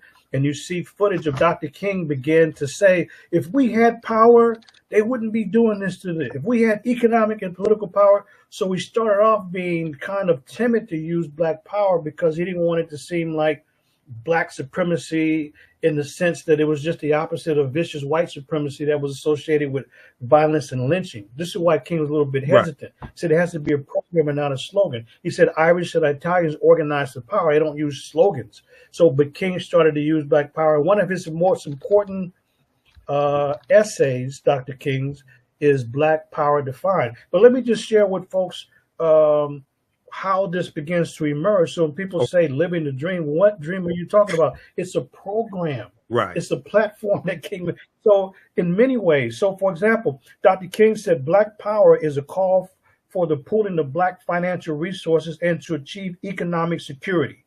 Then he goes on and said, if Black power means the development of this kind of strength within the Negro community, then it is a quest for basic necessity, legitimate power. Finally, Black power is a psychological call to manhood. He said Black is beautiful as any other color. And he goes on, he says this is what's important about King. Power is the ability to achieve purpose. And certainly the Negro needs power because this is our problem. We are powerless. We have been powerless economically and politically, and the ghetto itself, in a sense, came into being to keep the Negro in a powerless position. Now, he gives this speech to his staff in Frogmore, South Carolina, back in November of 1966. And finally, this is what King says, folks: power is not the white man's birthright. It will not be legislated for us and delivered in neat government packages. It is a social force any group can utilize by accumulating its elements in a planned, deliberate campaign to organize it under its own control. This is the plan and program that King was promoting. He said that we can have unity without uniformity. So for King, it was not just dealing with the Black community only. Now it was a deal with the poor and the least of these, and looking at a class struggle. So King said that, look, we have to be more effective and more sophisticated in embracing the labor movement and looking for commonality there and looking for commonality on economic grounds. They already had an economic approach because there was no demonstrations in the South that was not also associated with an economic boycott. There was always an economic boycott of white businesses. Always. Yes, always. And brother, let's check this out. Go ahead. Brother Michael. Go ahead. To show you the problem we have, folks. I remember a couple years ago, this was in this would have been in Minneapolis with the lynching of George Floyd in May 2020. It was on CNN, and they had Martin Luther King III, and it was one of the Black Lives activists, I think, for Baltimore. So the commentator asked Martin Luther King III about the strategy during the so-called civil rights movement. He said, well, one of the things that made these demonstrations very effective was the economic boycott to cripple the local economy if people continue with business as usual and white supremacy. So after he explained that was one of the most effective components, the Black Lives Matter young guy said in just an instant, we don't need to do all that. They just need to just stop killing Black folks. What? Are you kidding me? Here it is, young guy who don't know nothing. Don't read. That this is exactly, you're disrespectful. He's telling you exactly. So what did Martin Luther King say? He didn't say, he said, well, that's what happened. And he just let it alone because it's on national TV. Martin Luther King III. The you know, son, why not the father, Martin Luther King III. I just want people to understand the who you're third. talking about. Okay, yeah, Yeah, yep, yeah. Martin Luther King III. It's just a few years yep. ago. He's explaining why they were effective in crippling the economy and making them bow down in Birmingham. Well, sorry, they didn't call it Birmingham. We were talking about Birmingham. the white supremacists. Birmingham, Yes. Alabama, because they would bomb any Yep. place. Any place that was a meeting place would be bombed. So it was Birmingham, Alabama, you know. But there's an economic agenda all the time, and that's why when they had meetings, whether if it was in Birmingham, they went to A.G. Gasket. Yes. And you know, because he was a successful black business person, he had not only the motel, but he had other businesses. He had a radio station, so they would stay at his properties, and they would make sure they should help support his businesses. Also, when the SCLC had retreats, Mm-hmm. I honestly, when I was doing the research, I didn't know that Frogmore, South Carolina, I did not know it was part of the South Sea Islands, where you got the traditional Gullah and Geechee. I didn't know that at the time. South Carolina, Georgia. Yeah, I didn't. Mm-hmm. Yeah, I didn't know that. So it's right off the coast there. But that's the kind of focus that they always had to help to build the community financially and economically.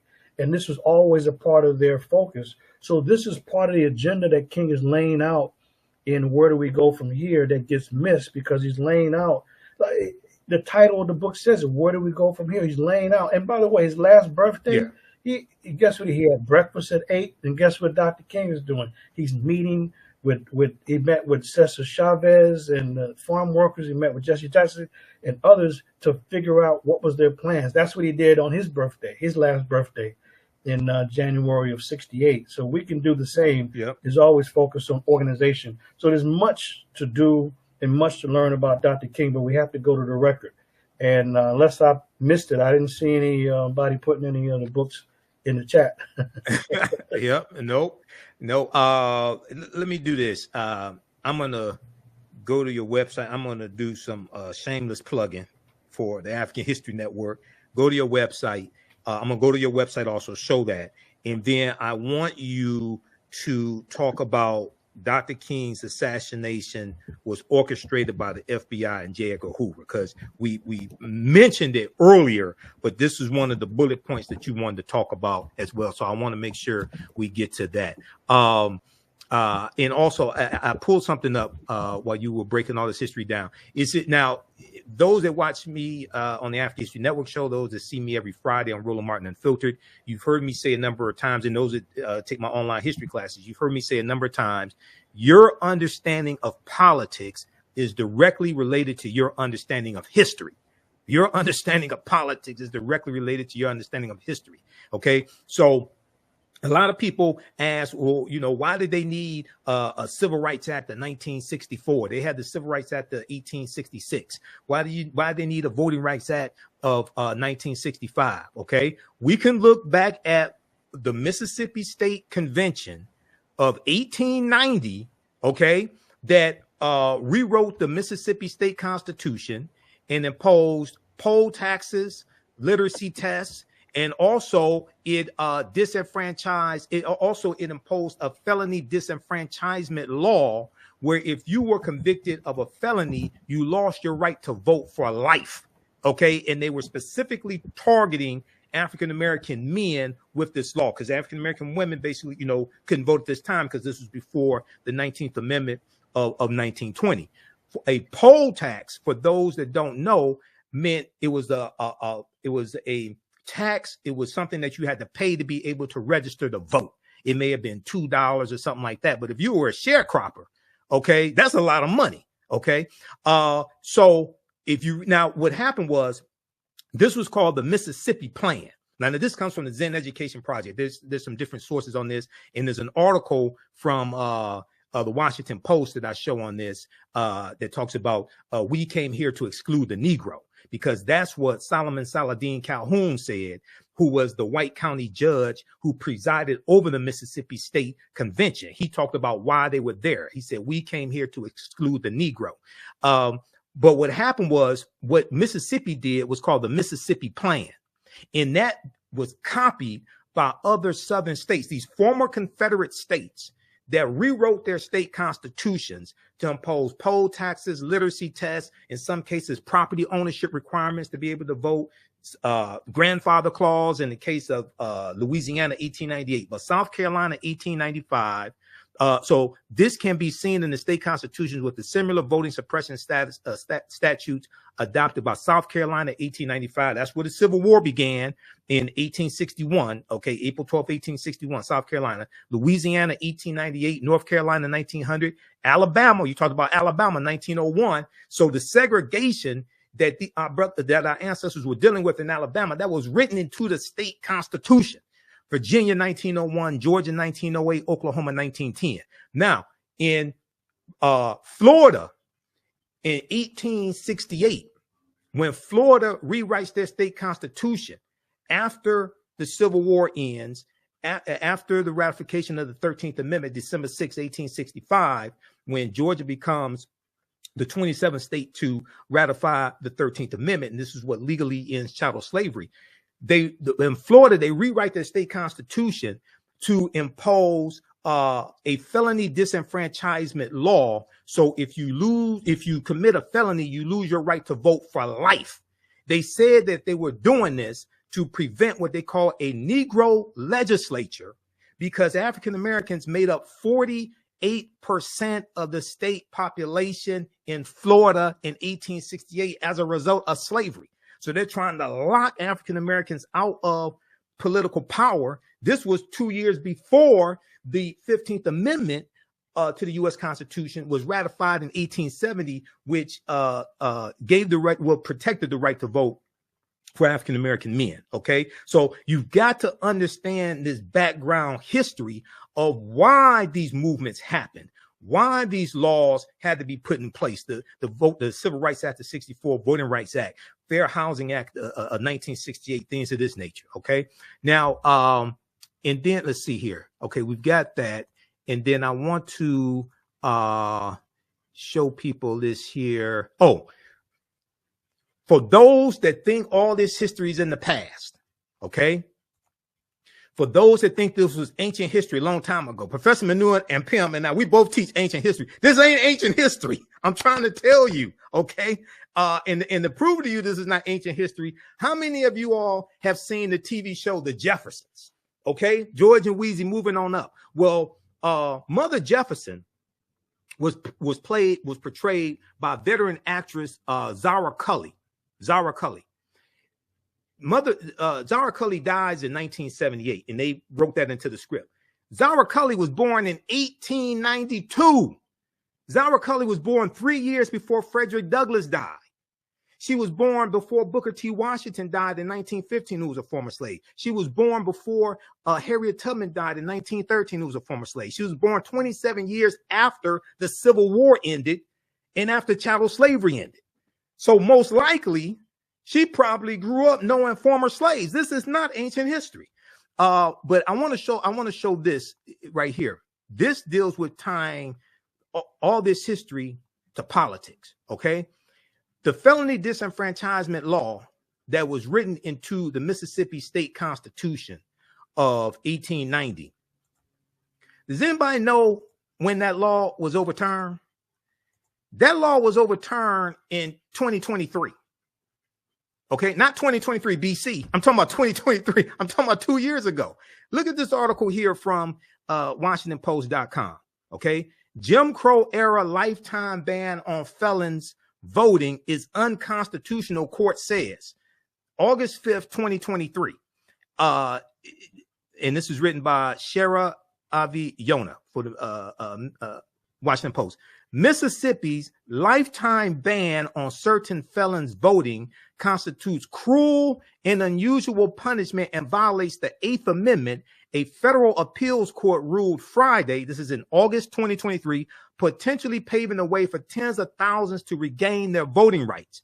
A panel of Fifth Circuit judges ruled 2-1 in favor of the plaintiffs, writing the section writing that the section at issue is Mississippi State Constitution, quote, in Mississippi State's Constitution, quote, ensures that they will never be fully rehabilitated continues to punish them beyond the term their culpability requires and serves no protective function to society, end quote. Okay, so that felony disenfranchisement law dates back to 1890, and it just got overturned in 2023. And right here in the article, it says the clause dates back to Mississippi's 1890 state constitution, which the state, quote, adopted in reaction to the expansion of black suffrage. That means black voting rights and black people voting, black men voting, and other political rights during Reconstruction era 1865 to 1877. The ruling notes, the provision applied to felons convicted of crimes that included murder, bribery, theft, and perjury, among other crimes. The plaintiff succeeded using an uncommon legal strategy for voting rights cases, focusing on the Eighth Amendment and its prohibition against cruel and unusual punishment. Go ahead, Professor Manu, and I'm gonna bring up your website as you talk about this, because I know you want to comment on this. Well, I'll just kind of add something separate, in that if this was a nation of laws, then there would have been no need for the Black liberation struggle in the 1950s and 60s, because the 14th Amendment was passed and ratified in 1868, which supposedly gave citizenship rights to Black people and by extension everybody else. So if the 14th Amendment was real and relevant, there would have been no need for a civil rights bill almost 100 years later in 1964. And the voting and the 15th Amendment, ratified in 1870, if this was a nation of laws, it gave at least Black men the right to vote.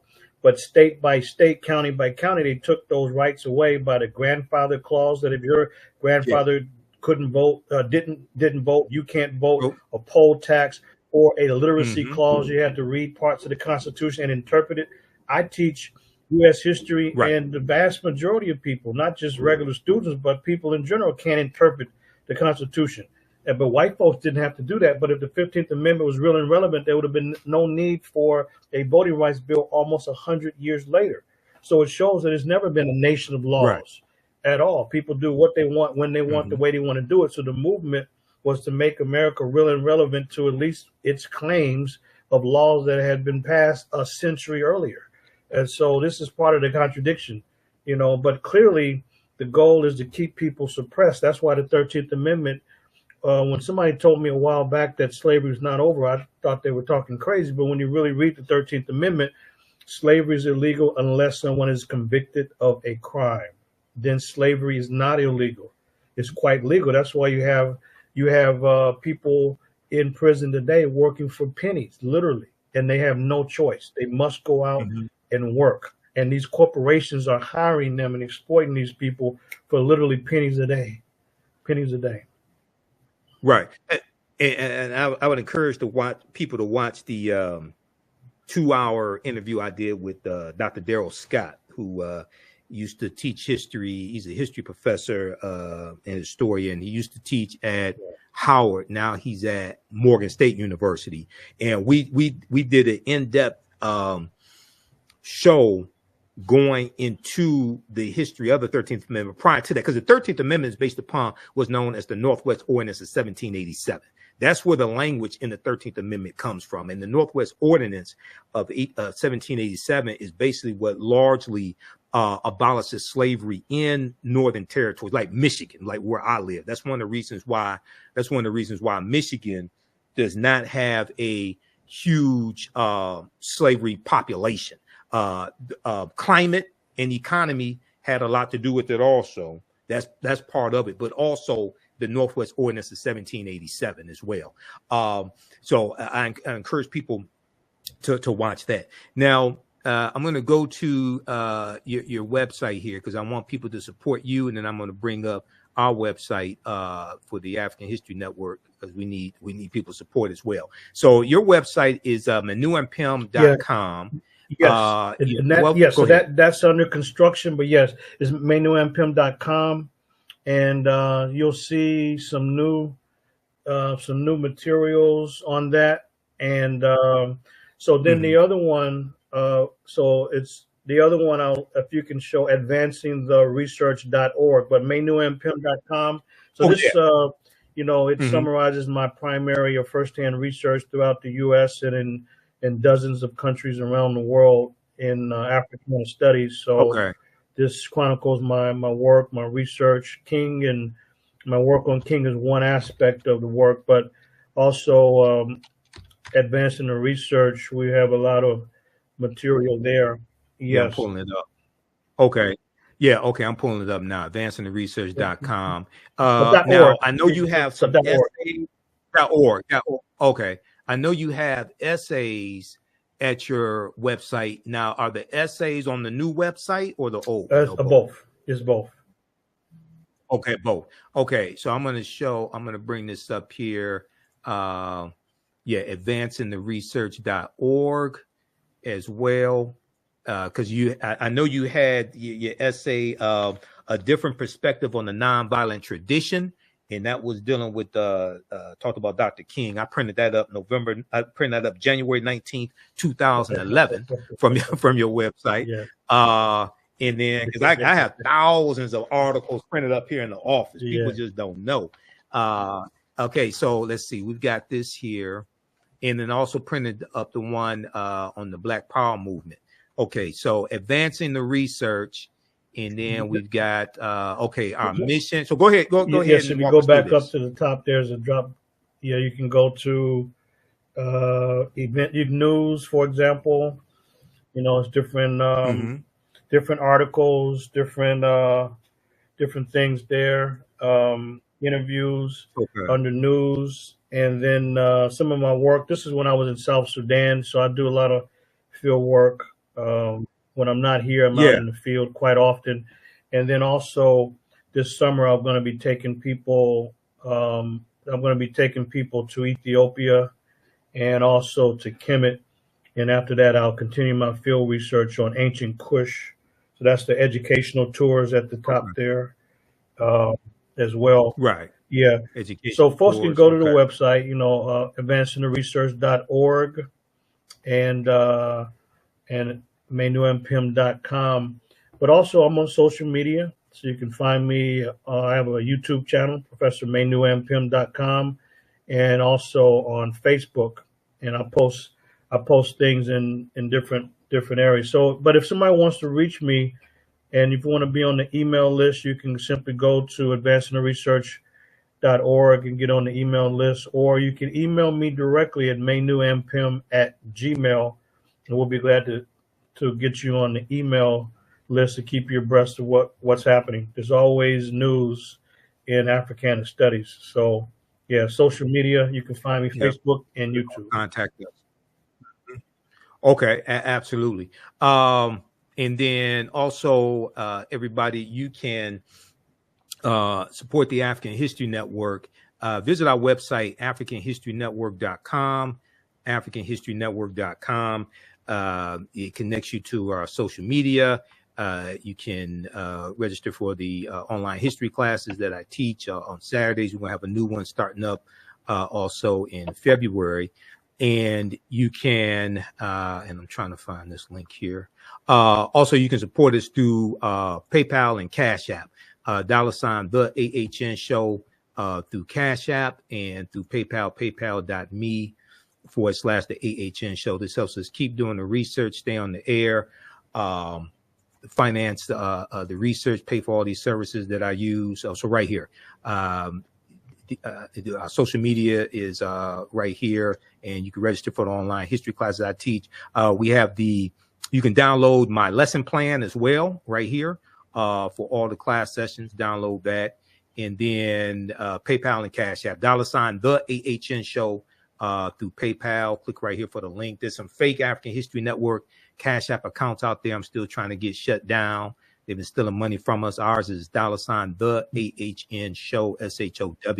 That's why I had to create this graphic here, because people were reporting some fake ones to me. And then paypal.me/the AHN show. Okay, now, Professor Manu, I know one of the topics you wanted to talk about, we're going to wrap up with this here. Dr. King's assassination orchestrated by the FBI and J. Edgar Hoover. talk about this, please, because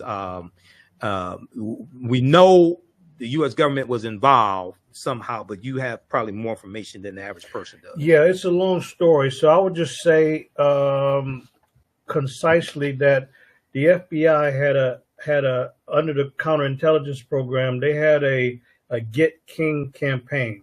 That's what the focus was. So from 1962 till his assassination 6 years later in 1968, the FBI under the director J. Edgar Hoover, who hated Dr. King, wanted to take King out of his lobby.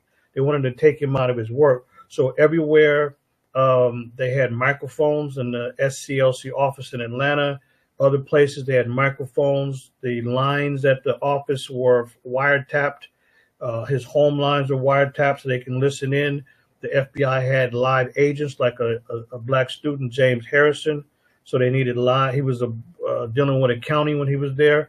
And so they had live agents inside. They even had the famous photographer, Ernest Withers, who also was identified as an FBI agent. Ernest Withers. Okay. So that came out a few years. That came out just a few years ago about Ernest Withers, right? It came out. Yeah, it came out. Yeah, I can hear you. Yeah. So that came out. That first came out in 2010. Which is long after the movement. So Withers was he was an informant, and but they had so much surveillance on King that it was so tight that he couldn't even wiggle. This is how tight the surveillance was on King, and ultimately the FBI wanted to get King to commit suicide. They tried to break up his family. The FBI leaked all kind of stories to try to destroy his character. J. Edgar Hoover said he's one of the lowest types in the country. He called him a scoundrel and that he was totally immoral, they claim. They sent a letter to try to get him to commit suicide to break his family up, and none of that worked. So eventually what happened with King's assassination in Memphis is he was helping the sanitation workers because they didn't have a union, and they had, when it was raining and storming, they had to try to get shelter in the back of a garbage truck. And they were killed back there. So King went in to help with that cause, and he was at the plush Holiday Inn, and the FBI and J. Edgar Hoover, as usual, leaked the story and said that King was a hypocrite. He's telling the black community to boycott white businesses, but he's staying at the plush Rivermount Holiday Inn. Why don't he be more honest and not hypocritical and go to the black-owned Lorraine Motel? So King did not want a public battle over that, so he did go to Lorraine Motel. The problem was he was downstairs. No one knows who it was to this day, but somebody went in and said that Dr. King, I'm one of Dr. King's men, they said, and he does not like the downstairs room. He wants the upstairs scenic room with the scenic view. That's the room in which he was assassinated in front of. And the day of his assassination, April 4th, 1968, that day, almost all the security from 10 people was down to 2. And so Frank Holloway, who was orchestrating this, they made sure he didn't have security. One of the men that was to protect Dr. King was Detective Riddick. Detective Riddick was taken off duty against his will. He wanted to be there. They made sure that as the assassination took place, that Riddick was not there. And he gave the whole story of exactly how this went down. Made no sense whatsoever. The bottom line is James Earl Ray did not and could not have killed Dr. King. But what we do know is the FBI lured him to the location. They moved him upstairs to where he was assassinated. And when he was assassinated, the FBI agents in Atlanta were excited. They were jumping for joy and said, they got Zorro, they got Zorro. They called him Zorro, which means fox in Spanish. And so you look at the whole scenario, and it's nothing but the FBI and Hoover who wanted to make sure that he was assassinated at that time, because what King was planning and what the movement activists were planning was the Poor People's Campaign to completely shut down the U.S. government, that there'll be no vehicular traffic going into Washington, D.C. There'll be no business as usual, that they were going to call in and jam up all the phone lines and literally cripple operations. And they would do that in order to get a Bill of Rights for the disadvantaged. and the Bill of Rights for the disadvantaged was to be in the billions of dollars. And if that didn't work, then the next phase was to dislocate cities all across America to make sure that there would be no business as usual and to force the government's hand. Then Dr. King said to give us a few months. He's talking to the black power advocates that he thought he was secretly meeting with. It wasn't so secret, but they thought it was. He said, look, give us 3 months to try to see if this method would work. If it doesn't work, you can use any method that you think would solve the problem. And the FBI and J. Edgar Hoover said that Dr. King is irresponsible. He's going to create a bloodbath in Washington, D.C. because they had set up 3,000 people that were going to camp out in Washington, D.C. with tents and not leave until a Bill of Rights for the disadvantaged was passed in the billions. And there should be, he said, guaranteed income for people or guaranteed job. And the government was not willing to do that. So the thing was they had to move King out of his lobby. But he said that this was the last desperate attempt for nonviolence. It's not a coincidence that he was assassinated when he was assassinated and that the FBI was all over this. These documents are going to come out, although I looked at thousands of them, but there's secret documents in the National Archives that will come out in January of 2027 that will give even more insight about this. But make no mistake about it. We talk about a holiday now, but if people pick up where Dr. King left off, it ain't going to be a holiday. It will be some trouble. And folks need to know that the government was concerned about King and his efforts to radicalize the movement to the next level to get results. Absolutely. And even if it's not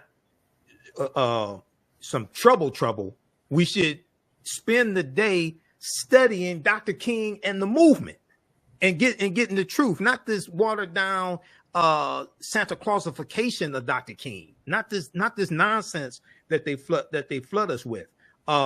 We should use that day to research. Now today, part of today, I was watching Eyes on the Prize. I do that every Dr. King day and during Black History Month. I go through and watch the whole series of Eyes on the Prize. Like I said at the beginning of this conversation, I have it on DVD.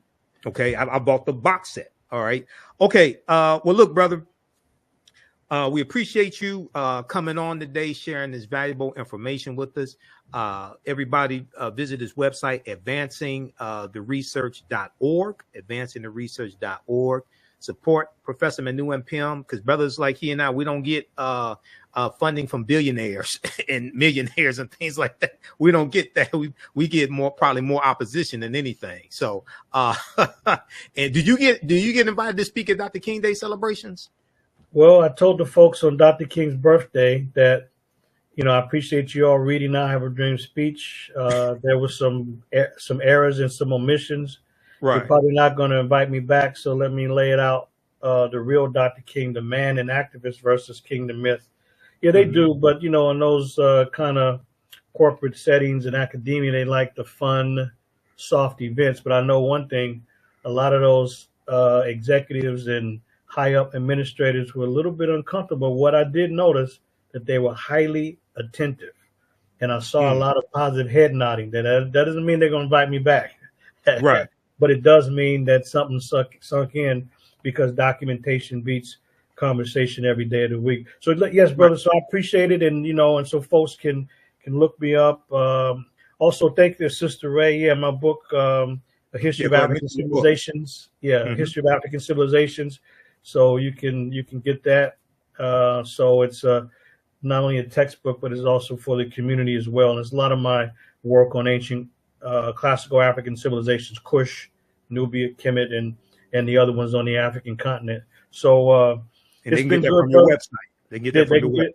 They can get it from my website. If you go to Amazon to get it, there's no problem. You can get A History of African Civilizations from Amazon, but I won't sign it. Okay. You can get it there. So go to our website so we can cut out the middle person.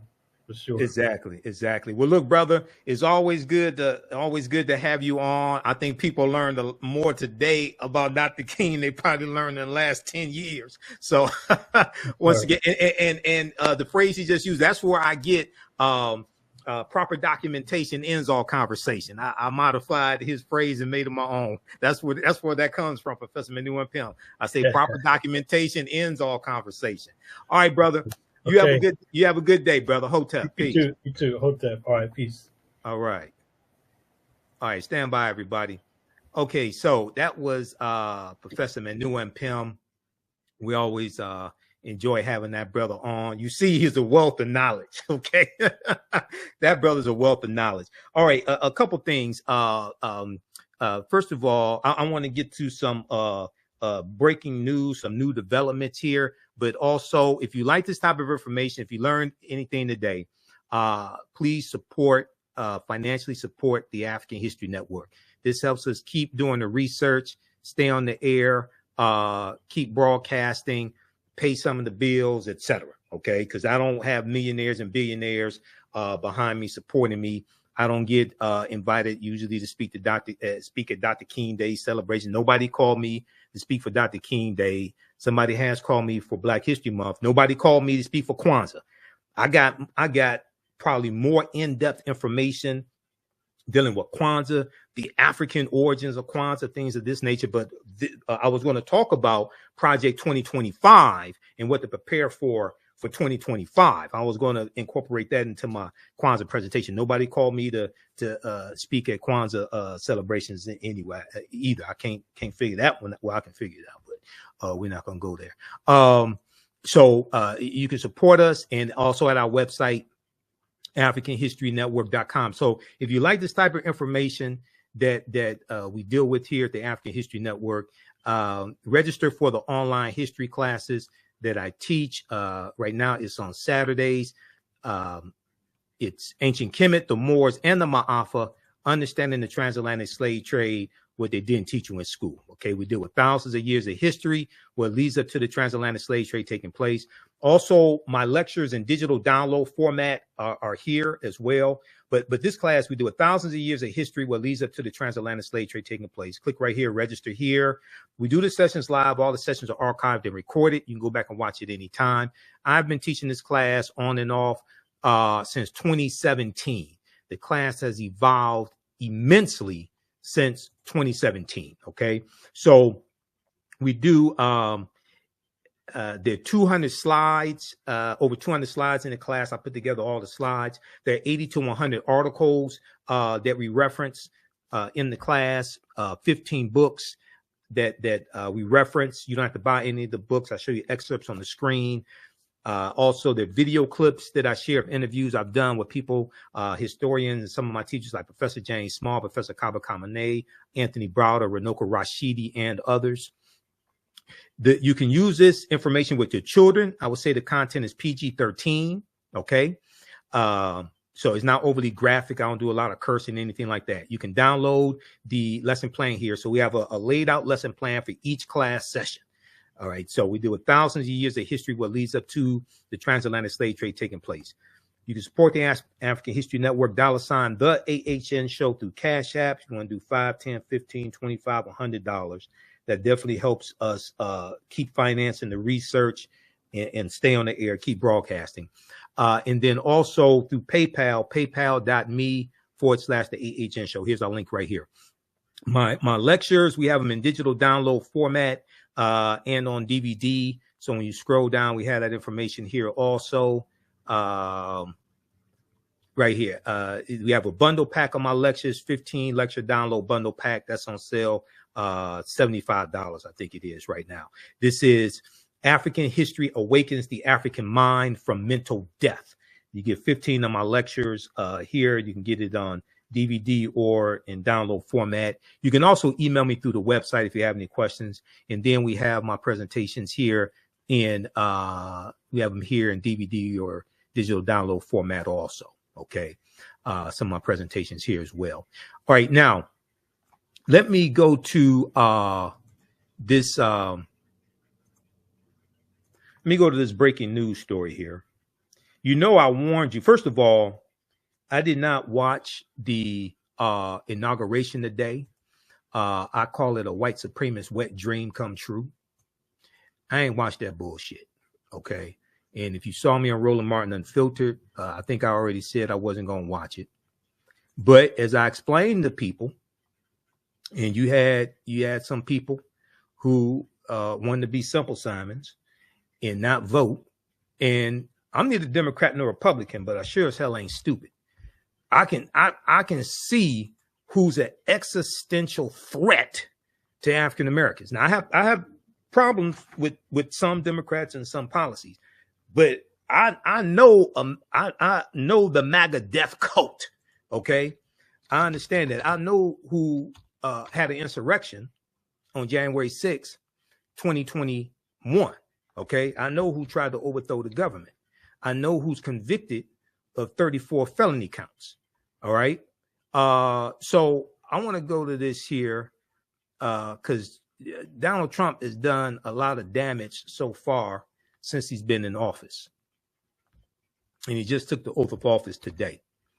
Let's look at this here from CNN.com.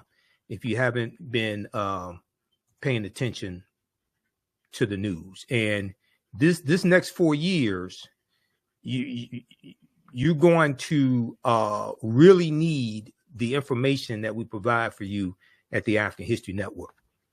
Okay, so Mr. Law and Order, Donald Trump, who says he loves America and he's going to make America great again. Now, I want you to tell me what period of time you want to go back to when America was so great, and great for who, okay?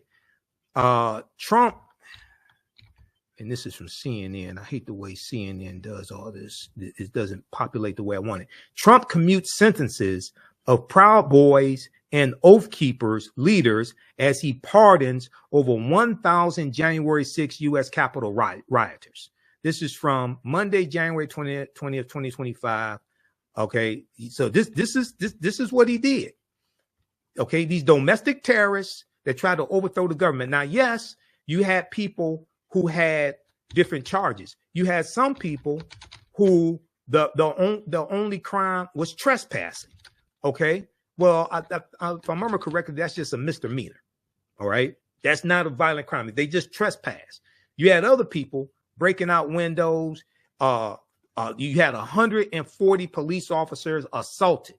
140 police officers assaulted. I thought this was supposed to be the party of law and order.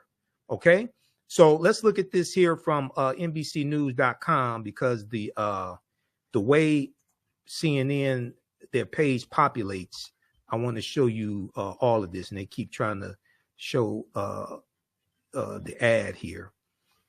Let's go to this one here from NBCnews.com. Trump pardons roughly 1,500 criminal defendants charged in the January 6 Capitol attack. The sweeping pardons would mark the beginning of the end of one of the largest investigations in FBI history. Now, keep in mind, I told you this was going to happen. And I've read a lot of Project 2025, and what's about to happen in America, just like he signed an executive order today to end DEI programs in the federal government, all that's laid out in Project 2025. Donald Trump said Monday he was issuing roughly 1,500 pardons and commuting the sentences of 6 of his supporters in connection with the attack on the U.S. Capitol on January 6, 2021, when thousands of them stormed the building amid his false claims that the 2020 presidential election was rigged against him. And he's still lying to this day. He's still lying to this day. There were about 62 lawsuits filed, and Trump and his cronies lost 61 of them. The only one that they won was in Philadelphia, and that dealt with how close poll watchers could be to poll workers counting the votes. That's the only one that they won. Okay, so all the evidence that they claim they had about a stolen election and all of this, when it came time to present the evidence, all of that, they lost, or they didn't present any evidence, any credible evidence at all. And even judges that Trump appointed ruled against him. Federal judges that Trump appointed, they ruled against him as well. Okay. Now, so we have this. He made the remarks after he returned to the White House on Monday evening. This is how elections have consequences. Okay. So this is going to embolden white supremacists, domestic terrorists, all of these people. This is going to embolden them and say, hey, we got our thug back in office. All right. So we can do whatever we want to do. An attorney for Enrique Tarrio, the Proud Boys leader convicted of seditious conspiracy, told NBC News on Monday that his client was being processed for release from FCI Pollock, a medium security federal prison in Louisiana. Tarrio serving 22 years in federal prison after he was convicted of seditious conspiracy. Now, let me ask you a question. What do you think would happen if President Barack Obama incited Black Lives Matter to storm the U.S. Capitol? Okay, what do you think would happen? Quote, he is being processed out. Attorney Nayeb Hassan said, we do not know what type of clemency he is receiving, end quote. The pardons would fulfill one of Trump's central campaign promises. Immediately after the January 6th attack, Trump sought to distance himself from the attack, saying those who broke the law should be held accountable. But over the next few years, a new narrative emerged, and Trump soon began openly signaling his support for the January 6th rioters, or who I call domestic terrorists, calling them hostages. No, they weren't hostages. They were convicted. They had a trial. They were convicted, or they pled guilty. Okay. No, they're not hostages. The unprecedented attack on the U.S. Capitol, when the peaceful transfer of power was interrupted because of Donald Trump, was one of the most significant moments in American history. It resulted in the largest FBI investigation ever, with criminal charges against more than 1,500 people and criminal convictions against more than 1,100 defendants. Many low-level riot defendants were sentenced to probationary periods after having been convicted of misdemeanor offenses like unlawful parading inside the Capitol. So this is what I'm saying. Everybody that was there for the January 6th and went into the Capitol, everybody was not violent. You had some people, the only crime they committed was trespassing. You had other people who were thugs assaulting police officers. 140 police officers were assaulted. I thought this was the party of law and order. No, but Republicans, led by Donald Trump, backed the blue until the coup. They backed the blue until the coup.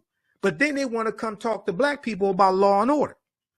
But hundreds of others who committed serious felonies, such as assaulting police with deadly or dangerous weapons, got significant prison sentences. At the time Trump issued the pardons, there were about 700 defendants who either neither received prison sentences or had already completed their sentences, meaning pardons or commutations would have little practical impact on them beyond restoring voting rights and gun rights for those who were convicted of felonies. More than 600 people were sentenced to incarceration, but only a small fraction of them are still behind bars. Okay, more than 600 people. Let me go back to this here. Hold on, it jumped on me. Let's see. More than 600 people were sentenced to incarceration, but only a small fraction of them are still behind bars. Many of those who are in the custody of the Federal Bureau of Prisons were convicted of violent attacks on police officers protecting the U.S. Capitol during an assault in which January 6 defendants were armed with firearms, stun guns, flagpoles, fire extinguishers, bike racks, batons, a metal whip, office furniture, pepper spray, bear spray, a tomahawk axe, a hatchet, a hockey stick, knuckle gloves, a baseball bat, a massive Trump billboard, Trump flags, a pitchfork, pieces of lumber, crutches, and even an explosive device. Where's the love? It was a love fest. Where's the love? What's love got to do with it? You had some people like Representative Andrew Clyde of Georgia who said, if you something to the effect, if you didn't know any better, it just looked like a regular tourist day at the Capitol. Really? What type of tourists are these? Are these tourists or terrorists? Which one? Make up your mind. Which one are you talking about? Because I guarantee you, if Black Lives Matter did something like that, or some black activists did like that, there'd be a whole lot of dead bodies out there. I guarantee you that. More than 140 police officers were injured, and several Trump supporters died during the attack, including one who was, several Trump supporters died. I know one that died during the attack. Maybe a few died after. And we know there's 5 police officers that subsequently died afterwards for various reasons, committed suicide, hit in the head with a fire extinguisher, I think it was, something like that, including one who was shot trying to breach the House Speaker's lobby, and another who died in the middle of a brutal battle at the Lower West Tunnel, where some of the worst violence of the day took place. Donald Trump did not speak about January 6th in his inauguration address that I did not watch, in which he said he hoped he would someday be remembered as a quote unquote peacemaker and unifier. Well, he's a unifier amongst white supremacists, but he ain't a unifier in the country. But shortly thereafter, he spoke to an overflow crowd of supporters in the Capitol and addressed the January 6th defendants, once again airing his baseless claim that the 2020 presidential election was rigged. Okay, read the rest of this. This is what happens when either you don't vote, you sit your ass at home, you listen to black social media disinformation agents telling you don't vote, okay? Or you vote for this fool because you listen to black social media disinformation agents telling you to vote for Donald Trump. All right. Now, I'm neither Democrat nor Republican, but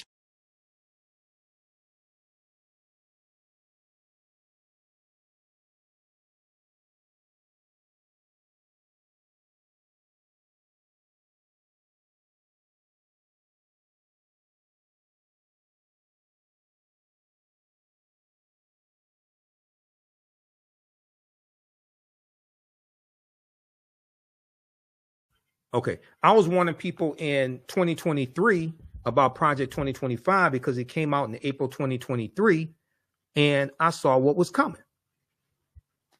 This is the type of research that I do. Okay, so, and Project 2025 was called Mandate for Leadership, the Conservative Promise. Mandate for Leadership, the Conservative Promise. The Heritage Foundation has been putting out their policy platform called Mandate for Leadership, the Conservative Promise since 1981. And they've been putting it out every election cycle, every presidential election cycle since 1981. Project 2025 was the latest version of Mandate for Leadership, the Conservative Promise. Okay? That's not the first version. That's the latest version. I know Vice President Kamala Harris said can you believe they wrote this down? Yes, I can believe it because they've been writing it down for over 40 years. Because when you research this, and I broke this down in November 3rd, 2024, when you research Mandate for Leadership, the Conservative Promise, they released that in 1981, and it was a book, and it was a book that they actually sold. Ronald Reagan gave copies of Mandate for Leadership, the Conservative Promise, from the Heritage Foundation to all of his cabinet members. And Ronald Reagan, the Reagan administration, adopted 60% of the policies from Mandate for Leadership, the Conservative Promise, they adopted 60% of those policies in the first term of Ronald Reagan. All right. And I think this is this right here, this comes from the Heritage Foundation's own website. Okay. Now, you're not going to get this type of information from a lot of other sources. All right. But besides me, a lot of other people are not dealing with this. They talking about who slept with who, and this hip hop artist, that hip hop artist, Simple Simon nonsense. We don't deal with that here. We got real work to do. This is from heritage.org, the official website of the Heritage Foundation. Okay. And there's another article that I want to show you, and then I'm gonna get out of here.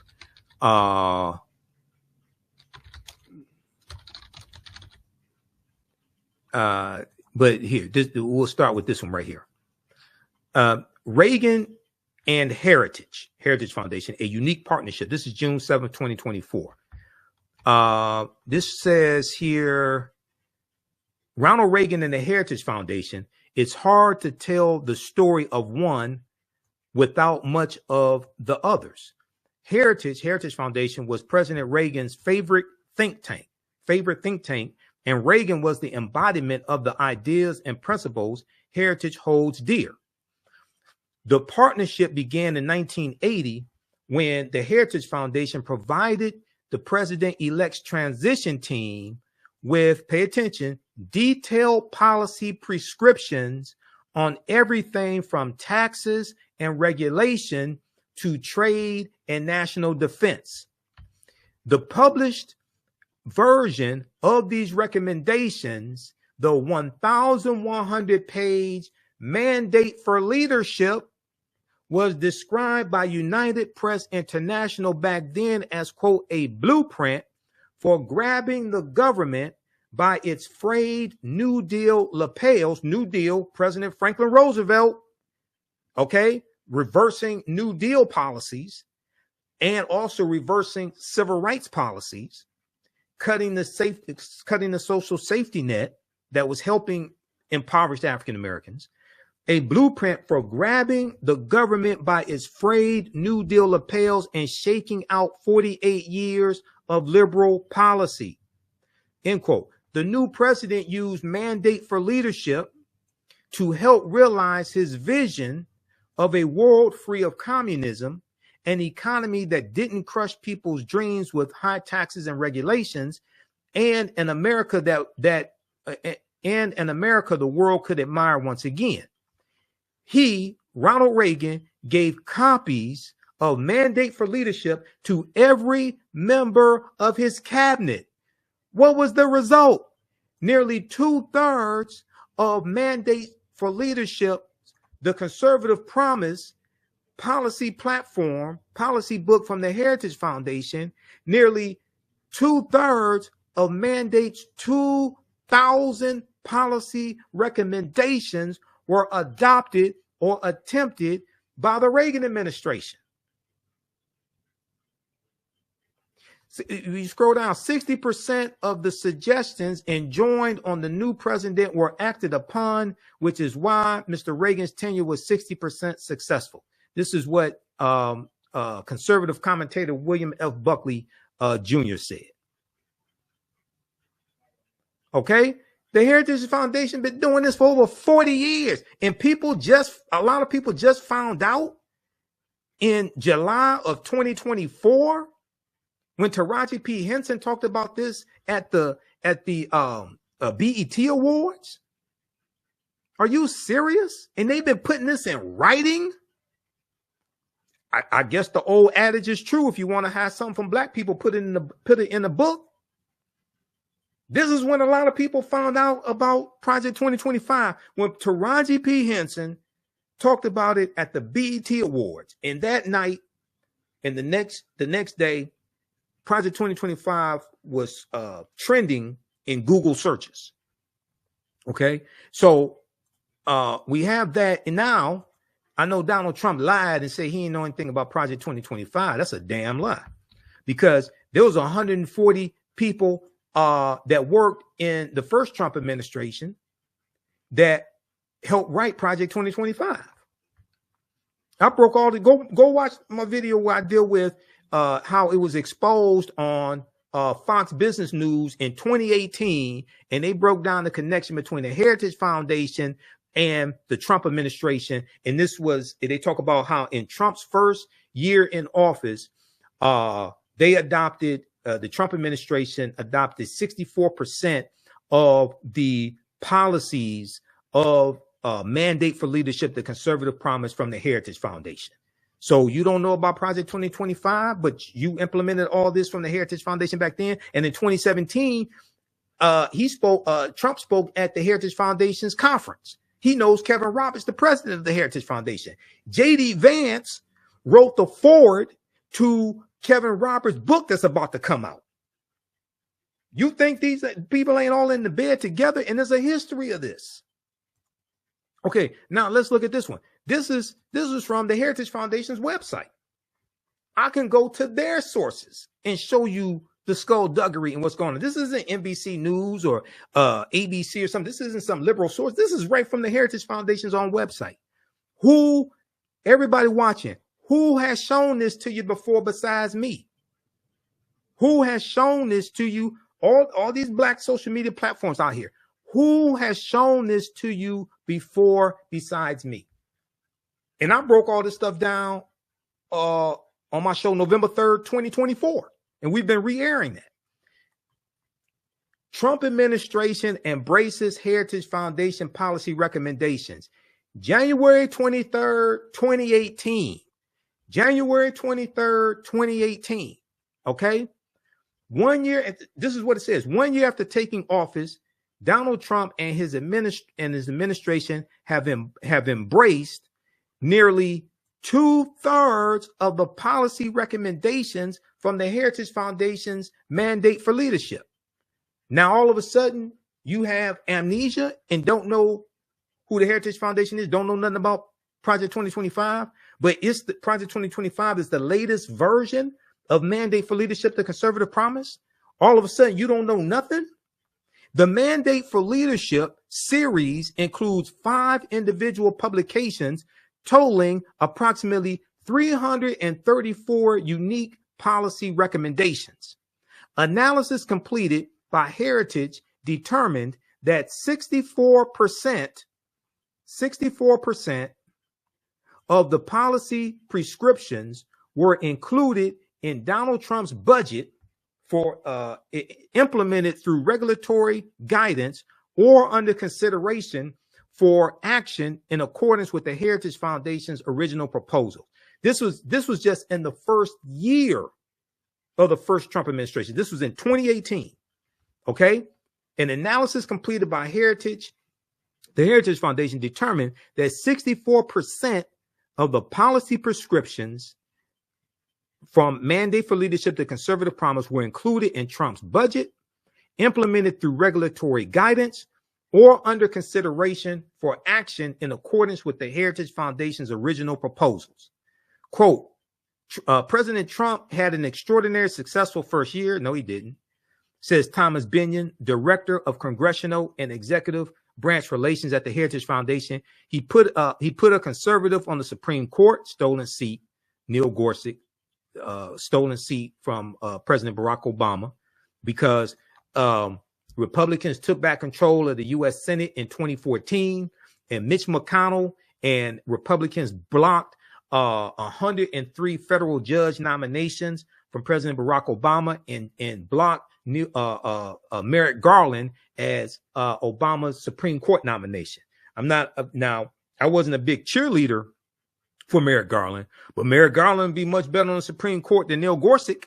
And the reason why Trump was able to do that and get 3 Supreme Court nominations is because not enough people voted for Hillary Clinton in 2016. I wasn't in love with Hillary Clinton, but I know a fraud and death when I see it. If more people have voted for Hillary Clinton, Trump won Michigan by 10,704 votes in 2016. He won Michigan, Wisconsin, Pennsylvania by 78,000 votes. If more people had voted for Hillary Clinton in Michigan, Wisconsin, Pennsylvania, she would have won. You'd have a 5-4 liberal Supreme Court as opposed to a 6-3 conservative Supreme Court. And now that he's won again, expect Clarence Thomas and probably Samuel Alito to retire, and then Trump will get 2 more Supreme Court justices. Okay, he'll get 2 more Supreme Court justices confirmed. So he would have gotten 5 Supreme Court justices confirmed to a lifetime appointment. That's what's at stake. Now, all the stuff he's done today, the executive orders, all this stuff, what does this have to do with bringing down the price of groceries and eggs? And all that stuff he talked about on the campaign trail. Oh, I forgot. He said in his Time magazine interview when he was named Person of the Year, he said it's very hard to bring down grocery prices once they go up. He wasn't sure if he could do it, but that's not what you said on the campaign trail. You said soon after you take control of the office, soon after you get sworn in again, the prices are going down. Now all of a sudden he's like, "Oh, that's hard to do. I don't know. I don't know about this." But we're gonna pardon these domestic terrorists. Now let me show you something else here. Everybody all right? See, this is why I don't get invited to Dr. King Day celebrations, because I ain't a good Negro. I don't get can't have him. I don't get invited to that stuff. Not to speak. All right, let me show you this here. Now, there were about 70 people on Trump's transition team. Now, watch this clip here. I showed this on my show November 3rd. This is the segment from Fox Business News where you have a representative from the Heritage Foundation, Thomas Benyon, bragging about what the Heritage Foundation has gotten implemented through the first year of the Trump administration and the policies they've gotten implemented. And one of the things they said they still want to get repealed is Obamacare, the Affordable Health Care Act. Well, go watch that. Heritage Foundation research analysts began developing the policy recommendations in 2016 during the presidential campaign with the following principles in mind: free enterprise, limited government, individual freedom, traditional American values. I'm not sure what that is. He cheated on his wives, had sex with a porn star. He's a convicted felon. I'm not sure what traditional American values you're talking about. And a strong national defense, with approximately 70 former Heritage Foundation employees also found liable for sexual abuse against E.G. and Carroll. So what traditional American values? I'm not sure what you're talking about.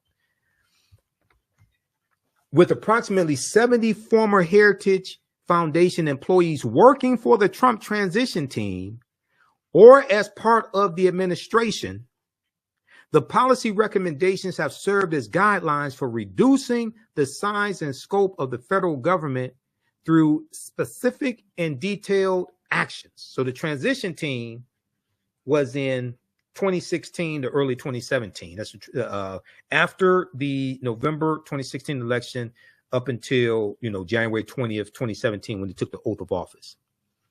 The first mandate for leadership was released in January 1981. Mandate for Leadership, the conservative promise from the Heritage Foundation, containing policy proposals of reform that would make more efficient and effective, that will make government more efficient and effective. President Ronald Reagan distributed the Heritage Foundation's book at his first cabinet meeting.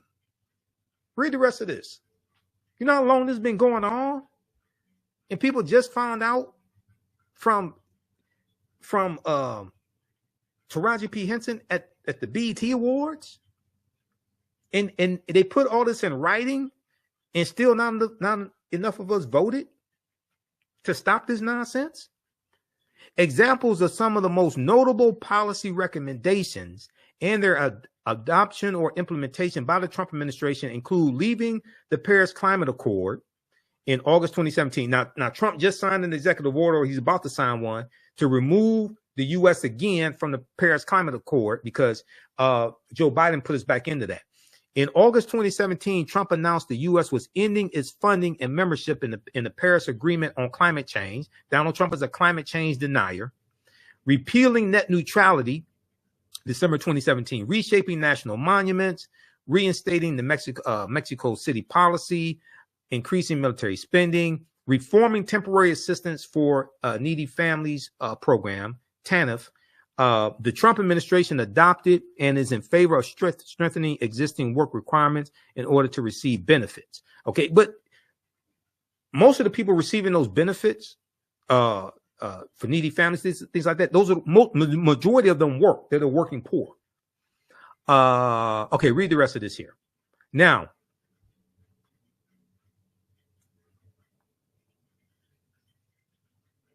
Trump administration embraces Heritage Foundation policy recommendations. January 23rd, 2018. This is from the Heritage Foundation's own website. Okay, heritage.org. Now let me show you something else here. You've heard me talk a number of times about the documents from whitehouse.gov, fact sheet, the Biden-Harris administration advances equity and opportunity for Black Americans and communities across the country. You've heard me talk about this. Now, I got this printed up. This version is from February 27, 2023. Okay, February 27, 2023. You've heard me talk about this on the African History Network show on Roland Martin Unfiltered. This is a 36-page document that walks you through policy by policy and shows you how the policies of the Biden-Harris administration are helping the African-American community.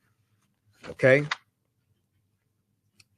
If you go to whitehouse.gov now, after Trump has taken the oath of office and didn't put his hand on the Bible, I guess vampires are afraid of Bibles or something, or maybe it wasn't a Bible, maybe it wasn't one of those $60 Trump Bibles. This stuff has been removed from whitehouse.gov. Because I have these bookmarked. And for instance, let me show you. When I was interviewing Professor Manu and Ampim, I was going through looking at some things and looking at some of my bookmarks. This stuff has been removed from whitehouse.gov.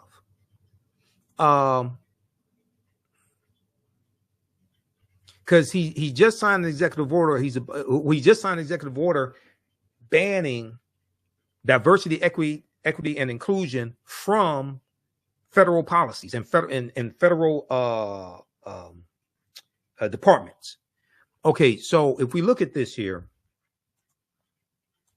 error 404. I want to see how much they show you of this. Okay, they don't show you the link I'm trying to go to. So let me just do it like this.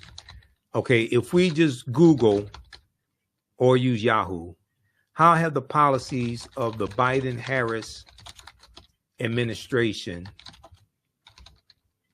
helped Black people? Okay, because I always tell people, Google that. Okay, just Google that and look